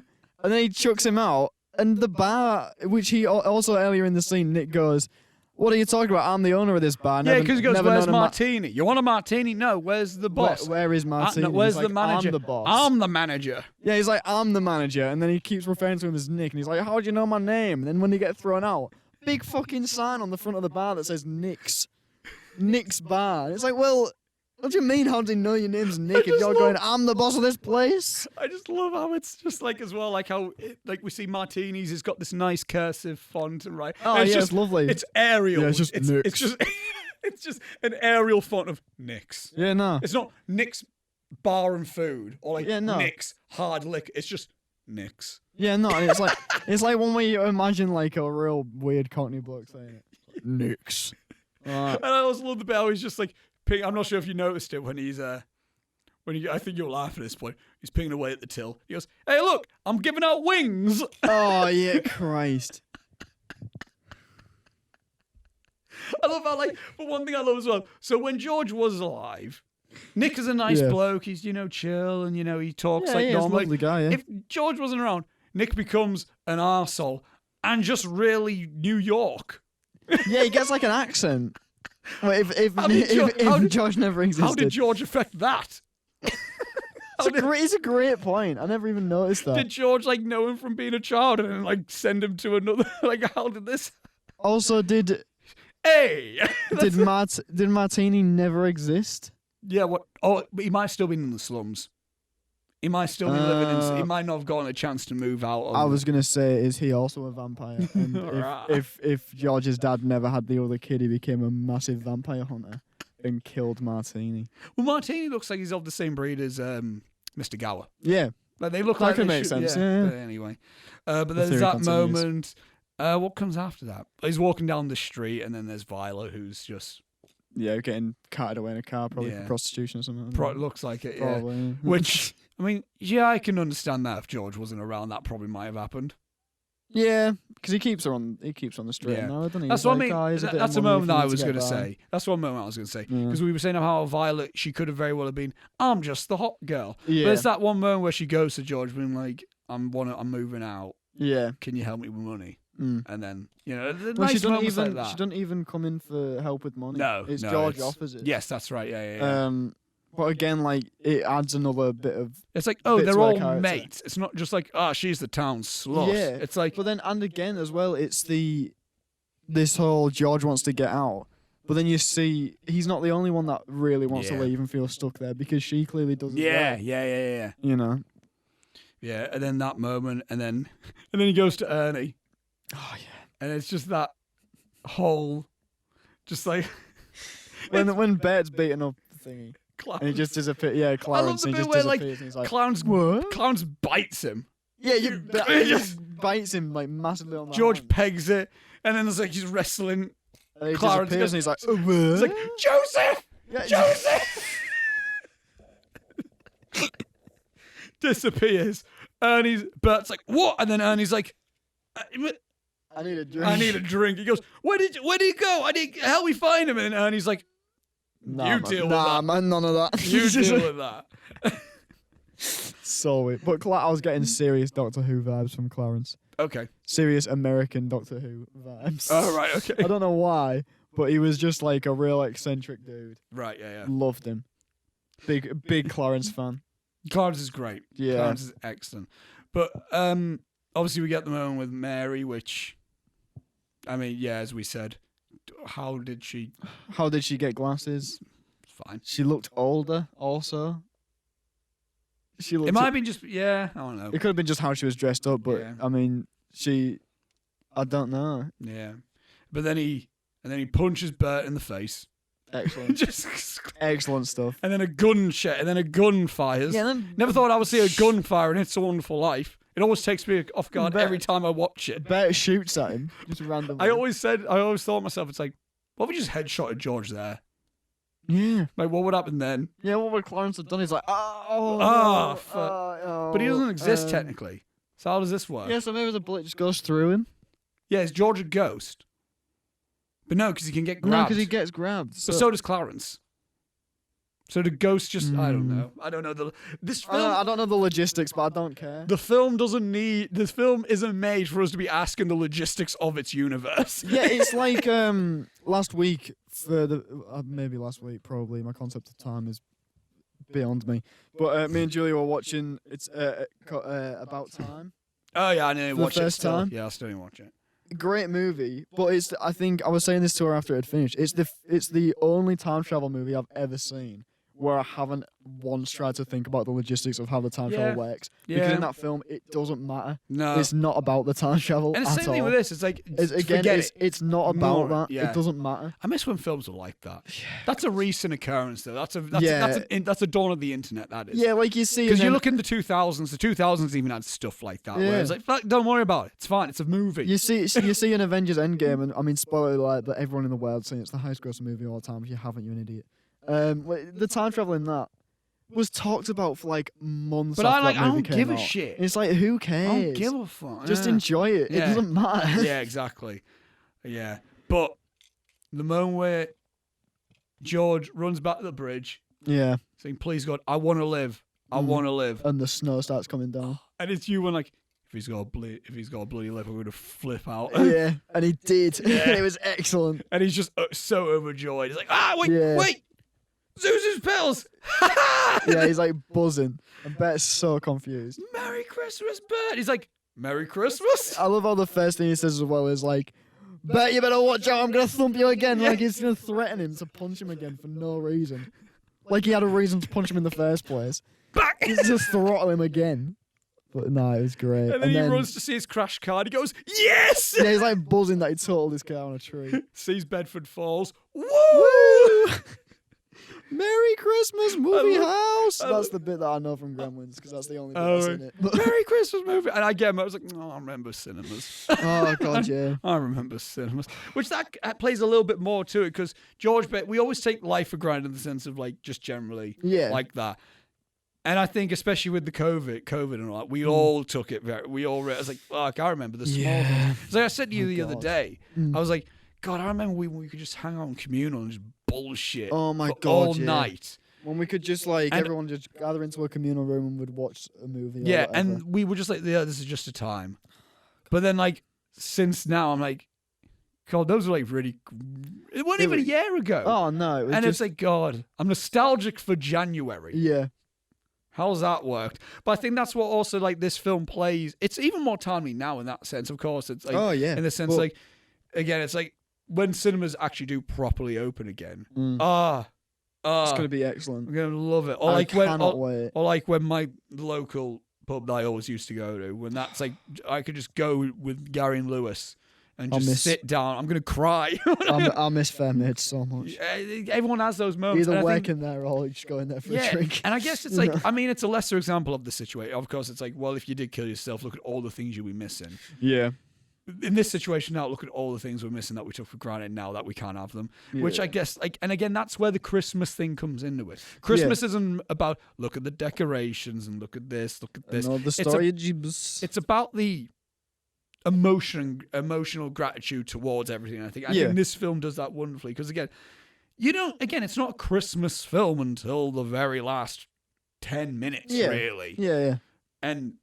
But the whole film is a Christmas film because of the vibe and everything it gives off. Yeah. Runs up the window, Merry Christmas, Mr. Potter, and just pegs it up. But then Mr. Potter doesn't even say Merry Christmas, just goes, yeah. And a Happy New Year. And a Happy New Year to you. And then he walks in and he goes like, I'm getting arrested, isn't it wonderful? Yeah, he's like buzzing. Takes the newel post thing off, loves it. I love that little running gag with it. With it all. Excellent stuff. And then, then just the ending, man. And then the ending. The ending. It's a little bit, if that happened now, it would be a bit like, all right. Yeah. But it sets it up well enough to happen. Yeah, that's what I mean. Like, everyone would probably come in with just giving him because we've established George Bailey does everything for everyone. He doesn't think of himself. He does everything for everyone. And he's gone through shit. Yeah. So much shit. But it's all a thing of like, George, we're here for you. Yeah. And it's one of the last lines that it's in the book in class. This is the bit where I was watching with you because last night I wrote down, I was like, just finished the film. This is my 6th viewing, and it's the first time I bawled crying. Yeah. Today I was like, I'm not going to cry. I'm sat with Robbie in a vocal booth, watching on my laptop. It's not going to get me this. I've just watched yesterday as well. Not going to get me. I was going. And it's like, I was watching, and it's when you open the Tom Sawyer book, and it was written, it was like, I can't remember the exact quote, but it's like, a man who has friends is never a failure, or something like that. And then I'm like, fuck. And especially I think in recent months of feeling down about, getting overwhelmed with a lot of uni stuff, feeling down and stuff, and almost questioning I've not questioning the sense of like, what's the point of living, but almost being like, what even am I fucking doing? Yeah. And then it's that remembering moment of like, nah, but I got mates and I got people who do care. Exactly. In that sense. And if I didn't matter, then I wouldn't have friends. And I think that's a true message that people do need to remember in a sense. Yeah. It's not a thing of like, well, people will be upset if you commit suicide. It's because I think that's a bit like harsh on people to put that, not that pressure, but being like, you wouldn't be special, or you wouldn't have an impact on. You wouldn't be irrelevant if you didn't have friends. Yeah. If you didn't have people who care for you. Exactly. I'm not saying if you don't have anyone for you, then you should kill yourself. That's not what I'm saying at all. But like, there's people who do have these people who care and surround themselves to them, and they just have this mindset of like, what the fuck's the point? Yeah. And I think people do need to take the step back of being like everybody. Yeah, it's like, because it's like, George, if you weren't around, look at what would happen. Yeah. And I mean, no one can say for certain. It's like, if I wasn't about, no one would give a shit. Because I don't, like, it's like, if I never existed, I don't know what, obviously I don't know what my mum would have been like. I don't know what mates Gary or like Lewis or you or like other people that I've encountered. I don't know what they would be like. No. And you can never know that. I'd have a worse time at uni. I can confirm that. I'd have a much worse time at uni. Yeah, it is true. Like, and people do need to think that, and I think that's what's special about this film. I think it's one of them where it's a film that really makes people just kind of, it makes you, when you're watching it, take a step back and think about everything that's going on. That's exactly what in it your is. Life. That's it's just take a step back and actually think about what you have around you, and it's like, you know what, I'm really appreciative for everything. Again, and that's where the Christmas feeling comes into it. It is a wonderful life. Yeah. That's what you need. Exactly. It's not just a cheesy little line of being like, no, it's a wonderful life, though. It's like, no, when you think about the pathetic, mundane, everyday stuff, it's beautiful. Yeah. It's amazing. And life is truly fucking fantastic. Yeah. Because it exists. The fact we have it, it's incredible. Yeah. And I think that, and if anything, we need that feeling in 2020. Yeah. And who would have thought we can have that in a film from the 40s? Yeah, from 1946. That has a lot of dated things in it, but the overall essence of it is truly like, it's just timeless, special, impactful. And there's a reason why people watch it every fucking year. Yeah. There's a reason why it's heralded as a Christmas classic, why it's my favorite Christmas film, personally. I love Christmas Story, I love Miracle on 34th Street. Elf is well fun. Yeah. But, I'm also a big Jimmy Stewart guy. So there's that as well. What are you going to do? Yeah. But final brief thoughts on It's a Wonderful Life before we move on to the other sections of the show. I think we have summed it all up there. Yeah, no. I have nothing more to say except it's an absolute wonderful experience. Just a wonderful time. And I look forward to you watching it again more often as well. I think I will, because I think my plan is now, family, don't listen to this. They don't listen to it anyway. Don't they? Okay. Then your sister, doesn't matter. I know she follows the account. Yeah. Well, maybe then. I don't know. But I'm gonna buy It's a Wonderful Life for Christmas for the family so that we can all watch it together. The baby, I'm sure, will be loving it and have some idea of what's going on. But other than that, we'll be enjoying it. But that'll be the next time I watch it, probably Christmas Day or Christmas Eve. I think I'm going to watch Fantastic Mr. Fox on Christmas Day this year. I'll probably watch Gremlins. I'll do it every year, so that's I tend to watch a Christmas film on Christmas Eve and just a happier film on Christmas Day. Okay, fair enough. Because I watched Coco one year on Christmas Day. It's a good one. I didn't watch anything last year. I watched Tokyo Godfathers, which is an anime film. Excellent. Anime Christmas film. I watched Green Book for Christmas Eve last year. That's a brilliant one. Oh, yeah, that's a good one. That's a really good I think one. Green Book is a Christmas film in the same way It's a Wonderful Life is a Christmas film. Yeah. In all honesty. Yeah, And I do think if Green Book came out in the time of It's a Wonderful Life, might be a bit more fondly looked at, in all honesty. Give Green Book time. I think people will love it more. Give it a chance. Yeah, because it's great. I really enjoy it. I think it's fucking fantastic. But we're going to move on now to some sections known as some trivia. Go on, I've done let's this have for it. a while. Let's do some bloody trivia, mate. I'm going to move my laptop, hopefully. No, I'll be fine. I'll be okay. I'm so ready. Right, trivia. I think there's quite a bit, but I'm not sure. Right. For the scene that required Donna Reed to throw a rock through the window of the Granville house, director Frank Capra hired a marksman to shoot it out on cue. To everyone's amazement, Reed broke the window by herself. She had played baseball in high school and had an amazing throwing arm. Imagine that, right? Go on, just let her just. It's like, no, let me just. Done. Just excellent. That's spot on. Good on you, Donna. Fucking brilliant. I think this was her first role as well, from my understanding. Oh my god. How do you get that iconic of a performance? Knocked out of the bloody park straight away. The fucking Sidney Lumet, a 40s actress. Jesus. Of actresses, just, yeah. That's excellent. As Uncle Billy drunkenly leaves the Bailey home, it sounds as if he stumbles into trash cans on the sidewalk. In fact, a crew member dropped a large tray of props right after Thomas Mitchell went off screen. James Stewart began laughing, and Mitchell quickly improvised. All right, I'm okay. Director Frank Capra decided to use this take in the final cut and gave the stagehand a $10 bonus for improving the sound. $10. $10 in 1946 is equivalent to nearly $132 in 2019. That's love. That just shut that. Oh, But like, I really enjoy that. just Yeah, no, but I like how the directors deal with it. Oh, yeah, definitely as well, yeah. Bonus and stuff. But That's like, hilarious. when you watch that back now, just think about that. I did that when I watched it with you this time. I watched it. I was like, that's pretty funny. That's funny, actually. I really like that.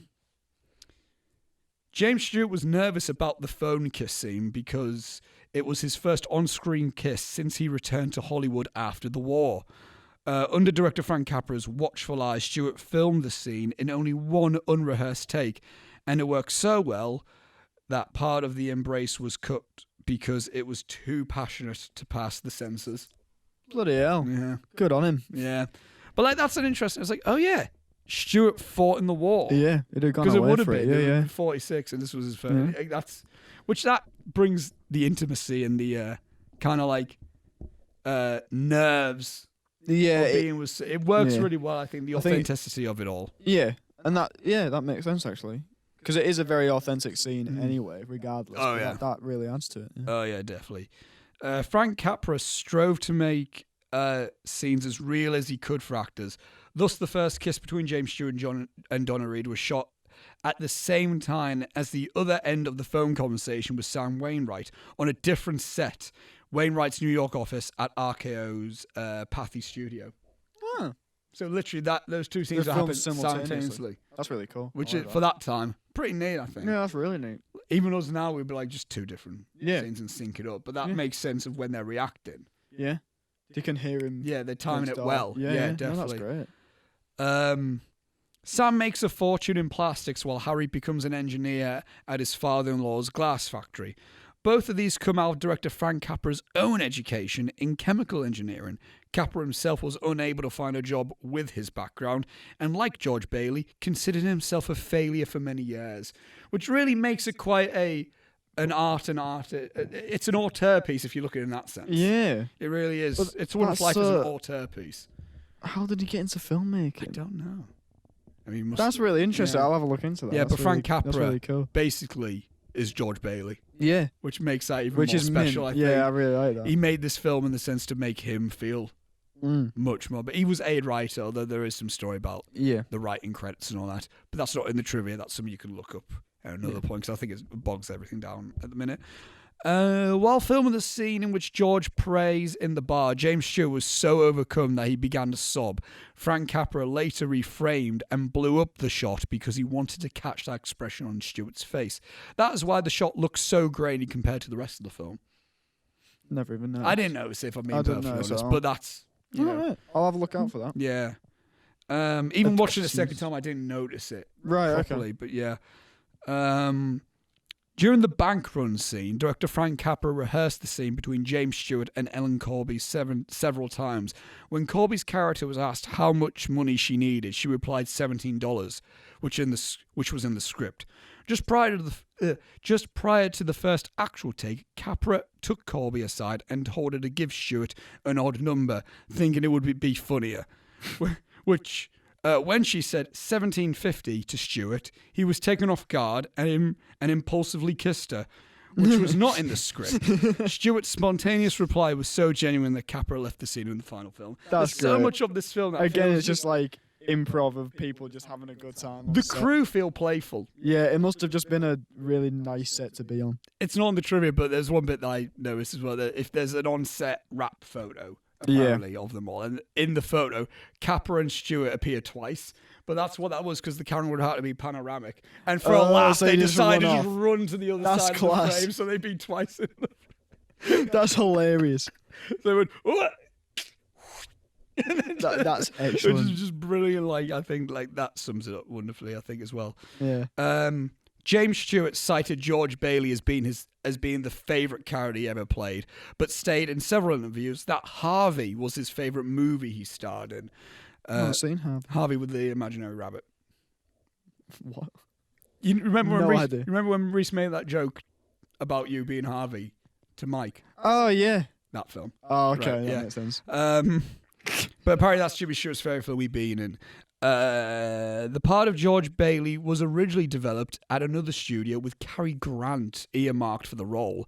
When Frank Capra inherited the project, he rewrote it to suit Stewart. Couldn't imagine Cary Grant. Yeah, no. Cary Grant is like Fassbender to now in terms of... No, not even that. Gosling, I would say maybe. Yeah. Cary Grant, because he's funny, he can be comedic, but... Also, but anyone but Jimmy Stewart. Yeah. But yeah, exactly. It's Jimmy Stewart. Yeah. Steven Spielberg cites this film as one of his favourites, which makes so much sense to me. Yeah, that makes a lot of sense. Makes so much sense. With the references to Gremlins that I was making earlier on. Again, I know he only produced it. Please don't attack me. Also, additionally, named by directors Rob Reiner and Edward Zwick as their favourite film. Yeah. Which, yeah. Again, I can understand. Again, you can see that with like Princess Bride, which was a Rob Reiner film.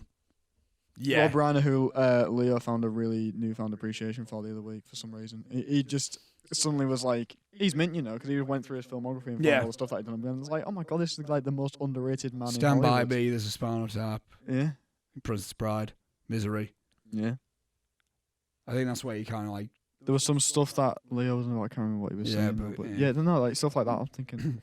I love that when you find a director who it just turns out has had an amazing career. And to be fair, radar. Reiner was that for me at one point. I was like, oh shit, yeah. Selected by the Vatican in the values category of its list of 45 great films. Oh my god. The Vatican love It's a Wonderful Life. Life. Oh, excellent. Very Christian. Speaking of the Vatican, we'll get to it. Stay tuned. Stay tuned, lads. James Stewart and Donna Reed reprised their roles in 1947 on radio, the first on the Lux Radio Theatre and then on Camel Screen Guide Theatre. In the Lux version, instead of putting Zuzu's petals in his pocket, George has a bell that Zuzu likes to play with. The Lux version aired in March. The Screen Guild version aired December 29th. So they just did a radio play of this. Donna Reed and James Stewart. Well, that makes sense because it's an audio cue instead of having it be the petals. And could you hear? And you can't hear anyone else play George Bailey and Mary. Yeah. Imagine if George Bailey was just like, Merry Christmas. Yeah. It's not the same, is it? As opposed to Jimmy Stewart's voice. There's my impression. I mean, I think I did it a few times. Done one. I think I've done it a few times through this whole podcast. Beat, lads. I don't know. We have done one for everyone, haven't we? Well, until we started noticing that we were doing it. Did I do one with you? No, I don't know. Probably did it because What could I have done? What's a Or Cazale? or De Niro. I probably did a De Niro. Probably did a De I can't Niro, remember yeah. though. Other actresses considered for the role of Mary Bailey were Olivia de Havilland, Martha Scott, and Anne Dvorak. I don't know. But Ginger Rogers allegedly turned down the role because she thought the character too bland. When Rogers penned her autobiography, she questioned that decision by asking the readers, "Foolish, you say?" I would say yes, Yeah. foolish. Yeah. But again, I couldn't imagine. I like Ginger Rogers. But Donna Reed and Jimmy Stewart. They worked really Like, well. that's what, like, yeah, no, they worked incredibly well. In one of the original drafts of the script, the character Mr. Potter didn't exist. Instead, George was shown a reality in which he became a powerful and corrupt politician. The climax of the film was quite different as well, as good George Bailey fought his evil doppelganger, a battle that resulted in the death of the evil George Bailey when he was thrown from the bridge. What? Wait, right, okay. So it was Superman 3, is what you're saying to me. Robbie's just double checking that, What? audio listeners. What? What? Imagine that film. What's evil George Bailey? Is it just George Bailey with a mustache? Yeah, I like to think that it's just like, you know, where they go to the mirror universe in Star Trek. Everyone's just got a little goatee to show that they're evil. They feel like it'd be that. fought, and then it ended with George Bailey throwing him. That doesn't work on any levels. Like at all. Why do first drafts? It's like the original draft for Apocalypse Now, where I had Colonel Kurtz just gunning down a Yeah, ship. Going, no. I can feel the power in my loins. Yeah, exactly. Why did we have like? Was there a one-liner? I don't know. There can only be one Bailey, and then takes a shot of Bailey's. Or something. Yeah, that. I mean, you came up with that on the spot, so I'll let you off. But Yeah, that was terrible. Well, it is. I wasn't gonna. It was literally like. God, that's so stupid. Ah! That's so weird. I can't. I the genuinely can't. duality of man. Yeah, I can't fathom that. The yin and the yang. It's just. It's the yin and the yang, and they're both Jimmy Stewart. What the fuck? Who are you? I'm George Bailey. I'm George Bailey. No, I'm George Bailey. I'm the good George Bailey. I'm the bad George Bailey. Yeah, he knows it. He knows he's the bad one. Oh, I forgot to mention this earlier. Can the real In, George Bailey please stand oh, up? Jesus Christ. I forgot to mention this earlier, but Pottersville is very much it's Hill Valley, but you know, in like Biff's Yeah. future in Back to the Oh, Future yeah. 2, where every single building is a strip club. Like every single one of them is a strip club or a casino. It is as well. It's just streets lined. like how Potter's just a massive perv. It's like tits. Yeah. Tits. And the theatre, it's like, Booze, boobs, booze, the boobs. theatre was just 20 women. It was all it was said that it was 20 showing. women. It's so weird. Yeah, no. Henry Fonda was in the running to play George Bailey. Okay, but not. I mean, I love me Henry Fonda. Yeah, no, I think he's too stoic for it though. Yeah, I can see it. Yeah, in my eyes, he's not playful. Yeah, enough. Fonda isn't as playful, is No. he? No, but yeah. But they're probably mates, so they probably just said, "Oh, there's this audition thing. Let's go together." Yeah, They yeah. probably just, in the running, probably just meant like they both went to the audition. Yeah, they both. I think went. I think it was said like they both audition for the same stuff all the time. Right. Okay. So Imagine a Jimmy Stewart 12 Angry Men. no, that was Fonda's thing from the beginning, wasn't it? Yeah. Like yeah. he put that in. Fonda produced it. Jimmy Stewart still got the role. Yeah, he's just still got the role. Fonda's on set like, how the fuck did this happen? Christ. You say, I'm just saying it's possible. Oh, excellent. He's done it That again. was a knife. My Jimmy Stewart's on. It's not on fire. That's It's good though. just- It's there. right. And then the final bit of Mhm. trivia. In the original script, Clarence confronts Potter about what he did to George. It was to take place right after Potter yelled, "And Happy New Year to you," in jail. What would that be? Would he just bust down the window and go like, "You know what, Mr. Potter? You piece of shit! You know what? I've stood by and watched you for too long, you prick." He comes in and beats into a bloody pulp until there's just The like bodyguard's just there's just beats him until he's just a red puddle on the floor. You're a warped, frustrated, You're an old man. I want to see that cut. It's like that one bit in Drive in the elevator where he stomps a fucking head. I want to see that other edition of this movie. So, Speaking of other editions. so not George versus George. yeah, it's Clarence versus Potter. But speaking of other edition, we got negative Letterboxd reviews. Oh yeah, boy. we got Oh yeah, boy. right. Fun. Yeah. All the holiday fun. In case if you're new to this, we in the Intermission like taking films that have had mostly positive discussions. Yeah, we haven't watched a bad one. Well, we have. We've watched The Deer Hunter, but... Are you forgetting the other one? Yeah, I was just keeping it a secret. Okay, right. I'm not going to mention its name until we have to. But we're going to go through It's Wonderful. We're going to go on Letterboxd and look up the half-a-star reviews of It's a Wonderful Life. I can't see what the... I mean, maybe there might be people like, they try to rape that woman or something like that. But, Yeah. Right, let's see how much we can get in there. Was there any mustaches? Not really. There can't really be any. He Like, had a 5 o'clock cigar, didn't he? there can't really be terrible mustache. Can't really be Yeah, mustache. no, we can't have anything like that. Right, let's see what we can find here. Too much jungle. Too much jungle, yeah. Well, I can't remember the best ones now. I was going to do a Hall of Fame and I can't remember them. Figure it out. There was one that I'm pretty sure was like, this movie's shit and so are you. As well. Something like that, yeah. Something like that. We'll see if any of them get to us this time. Right. Half a star. This movie disgusts me. No other. How? No. Good voice pick. Nothing else, just this movie disgusts me. Half a star. This movie fucking sucks. Why? There's one comment, hang on. Watched this so many times around Christmas. Okay, thanks, comment. No, Just, thanks for that. I'll watch this film. Cheers. Half a star. This movie sucks ass. He should have a hero. He should have an heroes himself, and save myself 2 hours of my life every Christmas growing up. What? Moving I on. I genuinely thought that comment was gonna go. This movie sucks. He should have had a hearing aid. I thought that's where that was going. Man, it sounds like, why didn't you just get a hearing aid?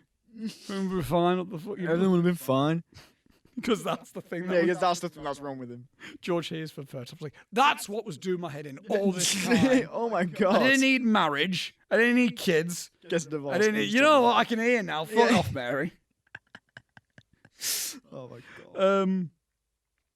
Half a star. I've never sympathised more with the wicked witch melting at the touch of water than when I sat through this saccharine concoction. What does that mean? I have no idea. Okay, so I'm not just being daft, No, right? I have no idea. Right, these reviews are just quite incoherent. I'm looking, where's the funny ones?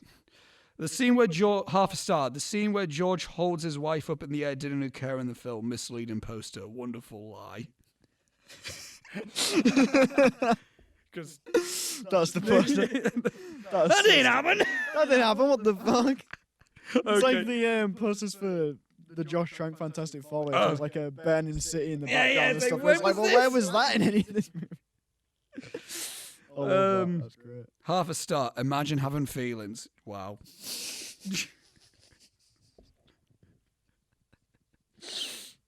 That one proper tickled me then. Oh my god, that was only a spit take. Imagine having feelings. It's like he's calling him tragic. Yeah. Half a star. Okay, but you're not gonna like it. She's just closing up at the library. Oh, Joseph. So it's just some Clarence quotes. But It's just half a doing star. some quotes. That's really weird. Okay. Oh, this is a relatively... That's not a lengthy one. Half a star. I fucking hate this movie. My least favourite Christmas movie. It's so slow and I don't like it. The costumes are great. Wait. Wait, I'm not finished yet. The costumes are great. Mary got the thang on her, I swear to God. Rest of the movie sucks. I hate it. Come to think of it, maybe I just don't like Christmas. What the fuck was that? Was a full like arc. That was an arc of that man. God, that was excellent. Really well thought out one. That. Good on him. I'll come back to it. Good on her. Good on her. Sorry. I'll see if I'll give credit if that's the best one, because so far that's the best one we've. Half a star. Boring. Slow. tiresome to watch. It's not a Christmas movie either, so yeah. Calling this a Christmas movie is like calling Lady and the Tramp a Christmas movie, just because there's a Christmas scene in it. It's not good. Nostalgia is the only reason why people remember this movie fondly. Incorrect. We got a boy who's just watched for the first time. And I bloody loved it, mate, so shut your mouth, whatever. What's this person called? Aaron. I'm going to out him. Fuck you, Aaron. Half a star, absolute waste of time. Incorrect. Half a star, this movie's a fucking joke. What? What? Half a star, no trolling, just hate this movie. Okay. And that's it. Right, so... Excellent. Okay, so the best one goes to... Lauren C. What was the one comment on this? Just YouTube.com. Wait, hang on. Why is it just a link to someone's YouTube? It's not even someone's YouTube. It's just it's just the website. What? The one comment on this review is just youtube.com. Anyway, Excellent. right. But Lauren C. with the review. I fucking hate this movie. My least favorite Christmas movie. It's so slow and I don't like it. The costumes are great. Mary got the thang on her, I swear to God. Rest of this movie sucks. I hate it. Come to think of it. Maybe I just don't like Christmas. Lauren C., whose favorite films are The Atomic Cafe, Logan Lucky, the remake of Suspiria, and Carrie. So decent. So yeah, good on you. Lauren C. Okay, right. That was negative Letterboxd reviews. Brilliant. Yeah, I love good that. ones. Good ones. I missed this. Yeah. And excuse me. And also, we have a few announcements. It's been great to be back, Robbie. Yeah. It has. But it isn't just a one-off Christmas thing, is it? It's not. As of this, when you're listening, watching this will be, I think, the 17th of December. It's the Saturday before Christmas, anyway. Yeah. So that's when you'll be watching this now. We got a little bit of something. We've got some things in the pipeline, haven't we? We're not going to say dates or days or anything because things might happen. Things might change. We don't know. But for definite, here's what's happening. Got a little bit of a series going to be happening. We're going to have starting things off with one commentary. As far as I think the last Airbender one's back up. You can still listen to the commentary, the full commentary. The highlight video has been a bit. It's we're in a bit of a highlight. We're in a legal dispute with Paramount, which we're not really helping us with this exact. We're jumping right into the same shark. We're jumping right into Rip 'em again. Because we're going to be doing. Here it is. A commentary. For The Godfather Part 3 Coppola cut. It's not called that, but it basically is that. That's basically what it is. Francis Ford Coppola recut Godfather 3, and he released it on Blu-ray, and we had to commentate. And Oscar pre-ordered it. We've got it delivered today. We'll be watching it tonight.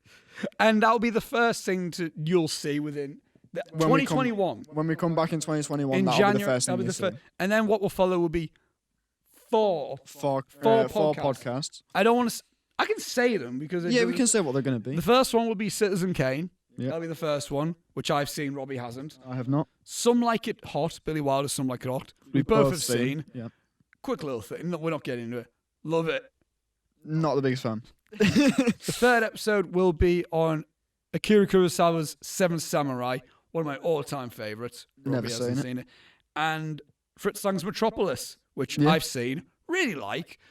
Haven't seen, have you? Haven't seen it. But the reason for that is because I feel like we need to do more early films because we've kind of been stuck in the 70s. I mean, but we're trying to I think we should branch into earlier stuff just to have a go. It's a Wonderful Life, for example. But also what will follow after the podcasts is we're going to do a video of our top 10 favourite films of 2020 UK release. So that'll be the last thing of that, and that would be season 2. Yeah. The A side. Yeah, and then there'll be another thing which we'll get into there. But anyway, so the next video you'll see from us will be in January. And it'll be our commentary on this little bugger. Again, we're still technically in a dispute against Paramount for the last Airbender video, and we're delving into this motherfucker. And we're going straight into Rip 'em a new one. To another Paramount. What's the official title? The Godfather Coda, The Death of Michael Cole. Mario Puzo's The Godfather. Oh, okay. Coppola's not even in any of the front cover. I've just realised that. Does he not want his name on it? No, the definitive new edit, newly restored and re-edited by Coppola. So wait, did Walter Murch not even edit this edit? Did Coppola go on Premiere Pro and want then to do it himself? Well, it's just how much Did Coppola get the .mov file and was like, you know what? Right, okay. Also, we're watching this and doing a commentary on it. We don't know what the changes are. Is it like half an hour shorter? Because the film is about like 2 hours 57, is it the original? Yeah. This cut is, I think, 2 hours 37. So there's like 20 minutes gone. Just gone completely. But there's a new beginning and a new ending. It says there's a new beginning and a new ending. With never before seen footage. What the fuck is that? So we're very excited to see this. I'm very curious. curious as to whether it'll still be fucking awful. But you'll see that in January. But you'll see that in January. So. But yes, so I'm gonna say because we've done well with time. It's only 10 we're to 4. spot on. We've got 12 minutes left booked into the sound booth. So what we're gonna do? I'm gonna say a very Merry Christmas to everyone. This was lovely. I love this. Yeah, great time. Ideally, I would have liked a better set. Yeah. In the sense of, we would have, Christmas lights and stuff. I also the camera angle has been great as well because you probably haven't seen my face for the majority of this. Yeah. But we're trying new things. Yeah, we were experimenting. We're trying new things. What do you want? Yeah. But yeah, if you haven't seen as well, I gave my thoughts on Mank. Quick little thoughts. I wouldn't say it's a review. It was literally I watched the film for the first time, then I busted out camera and then I just talked about Mank for a bit. So you can see my thoughts on Mank as well. I'm also going to once again promote Robbie's short film Bear Hug, which you can. I've made a short film, didn't I? You did. Yeah, go watch that if you like. I mean, we both did, but yours is viewable. Mine's on YouTube at the minute.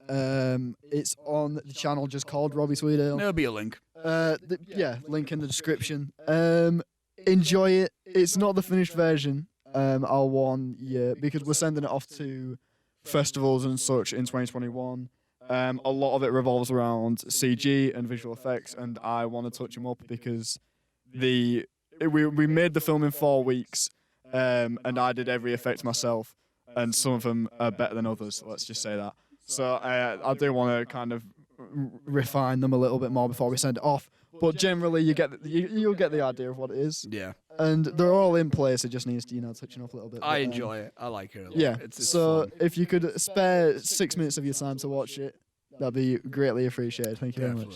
And all thanks to the cast and crew as well. Just wanted to put that one out there. Except you, Scott. No, you're not joking.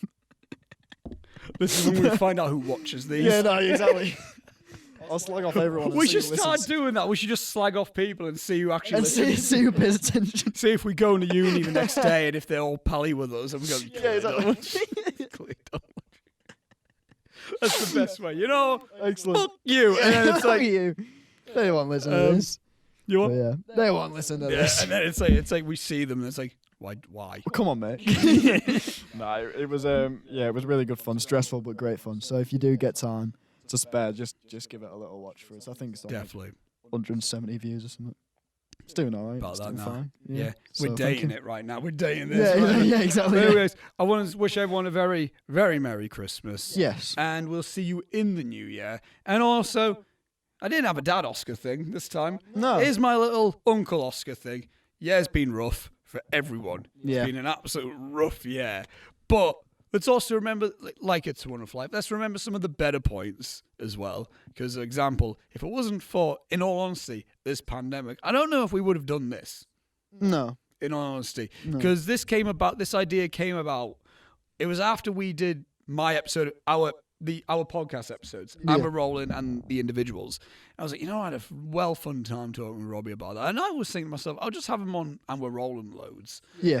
And then I thought of this idea of, because I always thought to myself, Intermission, that would be a fun podcast name to talk about classic films and not all that stuff. And then just the one day where you went to me, I watched The Godfather last night, literally for the first time. And what do you think? And you briefly told me a little bit. Yeah. I went, okay, cool.